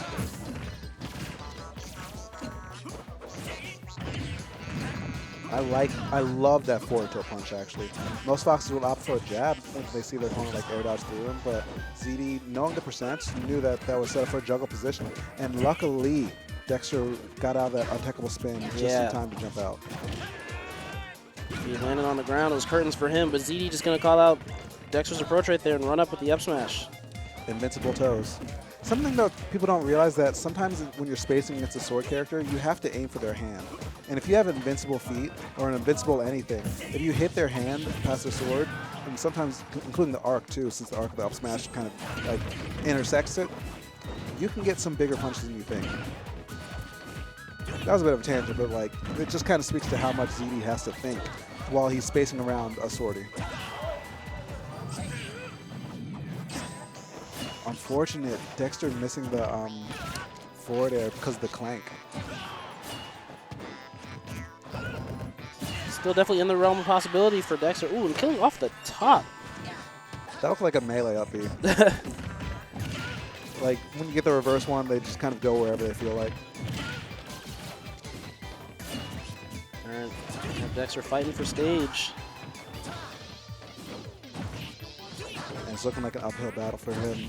So far, every single time that ZD has just been holding center stage, he's been just shoving that advantage all the way through. And that's going to be 13% on him on his second stop. ZD bring it back, and we got another game 5. And these last 2 games have been pretty decisive by ZD, I'd have to say.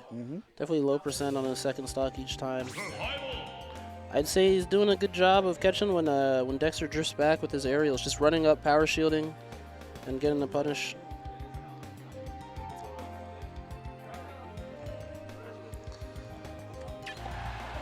And it sounds like Smashville is going to be the pick for game 5. Let's see how Dexter answers back. An exciting game 5 for you guys. And I like how he took a second first to kind of recollect himself, because ZD winning 2 games straight, man's out right now.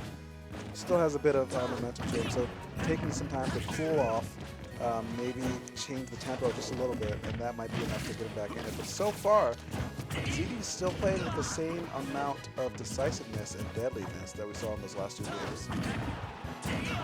Ooh, but that's going to take it. We're talking about decisive and deadly. Bruh, that was decisive. And Not even 30 seconds into this game.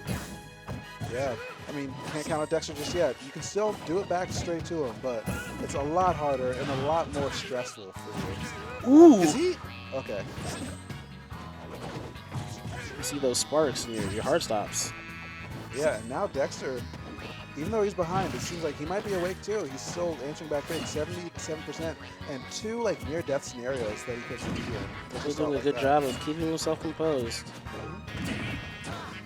Just needs to get off this ledge. That's the hard part. Smashville's got you on the assist though. And that's why I feel like it's a good counter pitch in Game 5, because ZD's ledge trapping is so strong. Sometimes you just have another avenue out when that platform comes through. Jab, grab into back air, not quite killing just yet. Seems like he was just 1% or 2 off. It's a good sweet spot by ZD. Back onto the stage, and you see a neutral air. And now this is where it gets scary, because I feel like, nice, reversing the counter, so it's not even a chance for him to protect that. And this is what I was about to say, like, you were in the zone where, like, if you die there, like, it's not that bad, but now, the 72%, like, it's still very doable, considering how the second stock started for Dexter. And just considering where he's been getting his kills in this match, you know, off screen, just on the lower part of the stage. Fox not always having to be at high percent. When he dies, ooh. ZD definitely doing a good job after he gets hit by the first time, just sweet spotting the ledge. Yeah, but like this could be bad. Dexter's bringing himself back in, and he's relatively even, but sneaking that back air in beneath the forward air. The timing was there, the execution was there, and that'll be ZD bringing it back with a reverse 3-0. Dexter definitely not happy about that one, but third place, nothing to be ashamed about. But you know he wants more. Oh, he's always gunning for the top every single week. And that's how it's got to be.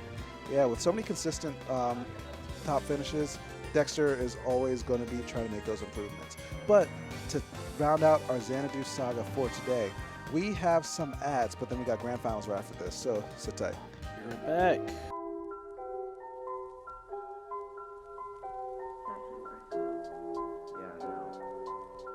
It's okay. Honestly, I'm fine. Just go.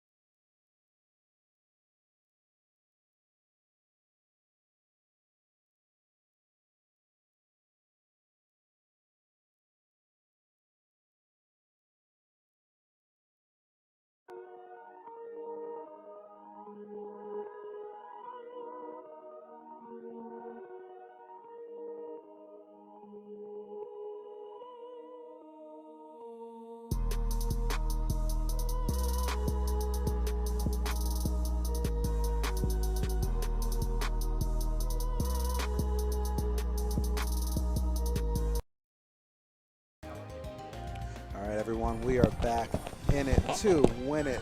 And also just to see who wins this Xanadu number. All right, Nick, you got to fact check me on this number here because I'm not sure. I'm guessing 229. What is it, 28? It's one every time. It's literally one off. Yeah, I always guess. I'm never right. But Xanadu number 228. Pink Fresh ZD. Same song, same dance, same dancers. But maybe a different result this time. You never know. I mean, the result's never really consistent.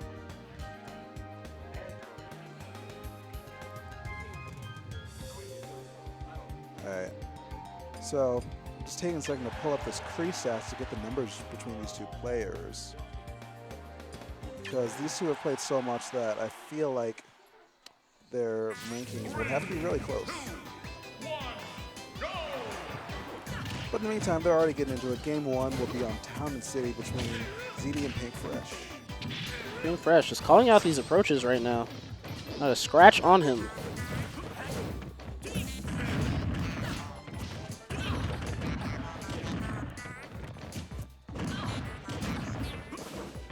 Okay, so this season from the crease stats that I got here, it's 2-4 ZD's favor. They played 6 times, and ZD's won 4 of them. So wins on the board for Pink, but by the books, it's a little bit hard for them. And it's just like, you know, they play each other so much. And also, I don't feel like that says the full story. I've seen so many game 10 between these two. Yeah, definitely. Yeah, like their skill is very, very close. If we're lucky, we might see a game 10 tonight. I don't know. So far, it seems like ZD's been getting, like, you know, 2-0'd and then bring it all the way back with a reverse 3-0. So we might be able to see it again. We might not. I love that down tilt right there, just extending the combo just a little bit. Oh. Yeah, Pink Fresh saying, huh, after those guns. I don't think that was what he intended. Definitely, most definitely probably a misinput. Yeah. So far, it's so much great spacing coming through. Your spacing is so good that you miss the second bit of up air. Like, yeah, the microspacing between these two players has just been refined to a level where there's very few surprises, but it's almost conversational, you know? I mean, these guys are definitely ones to let their play speak for themselves. Yeah, both quiet guys. Yeah, yeah. But so far, such a close game between these two players. You see a Okay, quick juggle. Ooh, double up B. Ooh! Where is everybody? Where he was on the edge of the stage and tacked on so much damage, but he didn't die, and that's what matters. But Pink Fresh What? does. That combo was so dope before that, but then, no, not like this. Not like this.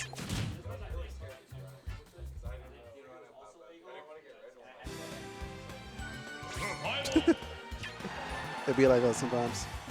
Yeah, man, scary. I was saying to Naira before, like, Bale always has enough jumps, but then sometimes it's like, it's a, what's it called? Like a genie's wish. Like, most of the time you have enough jumps, but then sometimes Bale just doesn't feel like making it back. And sometimes Fox just doesn't feel like making it back. You know? It's a weird set. Just asking himself, does he need this stock? I guess not today. I mean, I've seen ZD make these comebacks before, so it can happen. It's hard.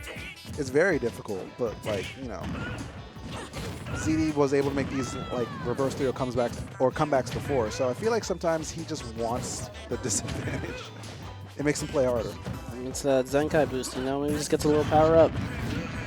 It's rage in real life. Oh, for sure, but I don't think Pink can make it back. yeah, Pink Fresh definitely went for it all right there.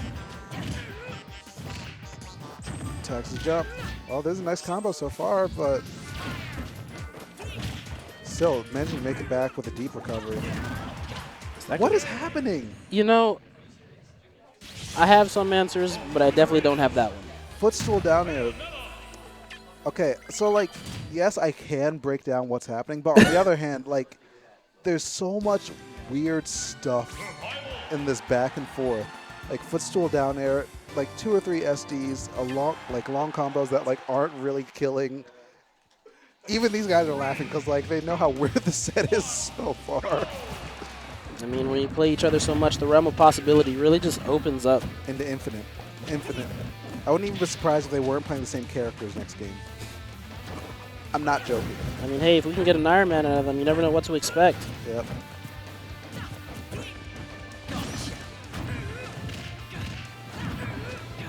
Alright, good stagger out by these forward airs, and ZD, the tech was so late that it looks like he just wasn't ready to, you know, hit the button at that time or point in time. And we're going to see him lose his stock before 30 seconds even passes. Now Pink Fresh with a ginormous lead. Feel free to just hang back. Ooh, that was a nice punish coming from ZD right there. Yeah, Fox's feet are intangible during up tilt as well, so you can use that to anti-air a few big hitbox moves like Bayo's ABK if the time is on point. But the witch time is there. What does Pink Fresh have? Okay. But he doesn't get the last hit that he needs, and looks like ZD got the soft tumble out, unfortunately. Regardless, Pink Fresh doing a clean job of just putting the pressure on ZD. And now these guys are scrapping. Yeah, walking it out. Yeah. Still alive, though. And Pink's going to make this back pretty easy. Okay. And single hit yeah. into forward smash. I like that. Yeah, and that's something that Pink pioneered really early. Other Bayos are starting to do it more, but you saw it here, folks. Or you saw it here first, folks. Sour spot forward air into F smash. I don't think it's like true, but like it's true enough. True enough. Yeah, it's one of those things where like if you like try, or if you press shield and like you don't press it immediately as you touch the ground, you might buffer air dodge, get hit in more lag, and then just F smash and you're dead. Or sometimes you just gotta hold the recovery lag, and those 2 or 3 frames are enough to kill you anyway. Like it's true enough, you know. Pink Fresh up 2-1 so far, and he's sitting on winner's side too, so if he wins this last game, that's it. We're all going home, and Pink Fresh is winning. But if ZD wins 2 more, we got a bracket reset. I'm sure that's what ZD wants to happen, but let's see if ZD or if Pink Fresh can put the brakes on that. ZD right now definitely putting up a fight, racking up the damage. Pink Fresh now answering back with a juggle of his own. Just leads to so much damage. Fair 1-2 and up tilt. We got custom combos. Oh no, and he's too low. Once again. He thought that he was on stage, and it looked like that he was. He was pixels away, and he tried to fastball, which made him not grab the ledge. But ZD ain't stressed about it. Jab, jab, up smash. We got another even game. So you're not even worried about it. ZD ain't stressing.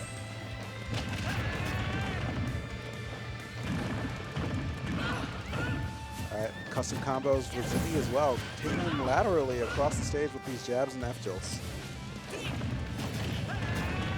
ZD making good work of these dash attacks. Pink Fresh getting back on stage with a little bit of damage. Oh my god. And when I say little, I mean a lot. It's not over yet.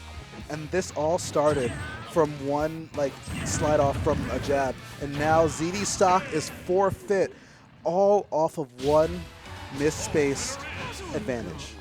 Pink Fresh is playing so deadly. Pink Fresh really took that combo and was like, yeah, we're not dropping these. Not today. Yeah. That wasn't even a combo, though. That was all just like Pink Fresh just being Pink Fresh. Yeah. Yeah. Like with the custom combos, custom conversions, everything's there. I guess the more appropriate term is string, but you know. Yeah, definitely, string. Definitely putting in the work right there. Mm-hmm. That was sick nasty. Yeah. And that, everyone, is going to be the final set we're going to see on stream tonight. That'll be Pink Fresh taking first place at this Xanadu. ZD taking second. Dexter is going to be at third place. And in fourth, I have the bracket up right now. It's just loaded. Was it Zorax? In fourth? Yeah, Zorax in fourth. And then fifth place, tie between FOE and Bill. And then let me do all top 8 just because. Submedian and Cold Weather getting 7th. So that's your top 8 for Xanadu.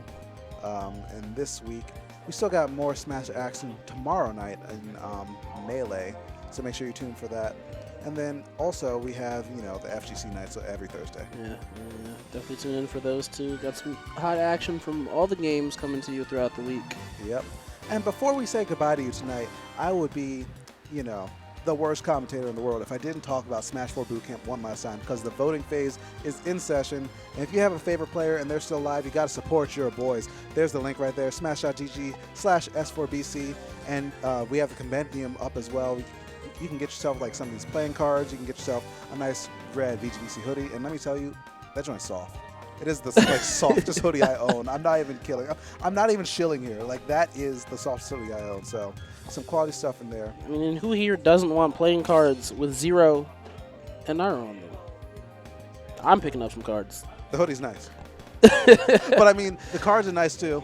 And we got a whole bunch of nice stuff in there. And the dog tag is pretty cool too. Yeah. So go ahead and check it out. Support your favorite players because they might not be here tomorrow. Voting phase ends tomorrow at 5 p.m. EST. So not only support your favorite players, but just support Smash 4. We got a really big event they're trying to do here, you know? We got our own summit.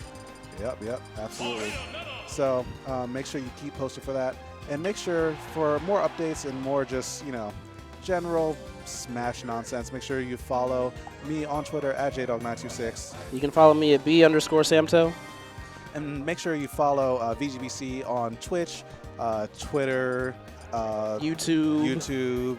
Yeah, everything Facebook, all the stuff. Yeah, everything is /VG Bootcamp on like pretty much all of them. So with that, that'll be the send-off for me. I'm J-Dog. I'm Samto. And good night, everybody. Deuces.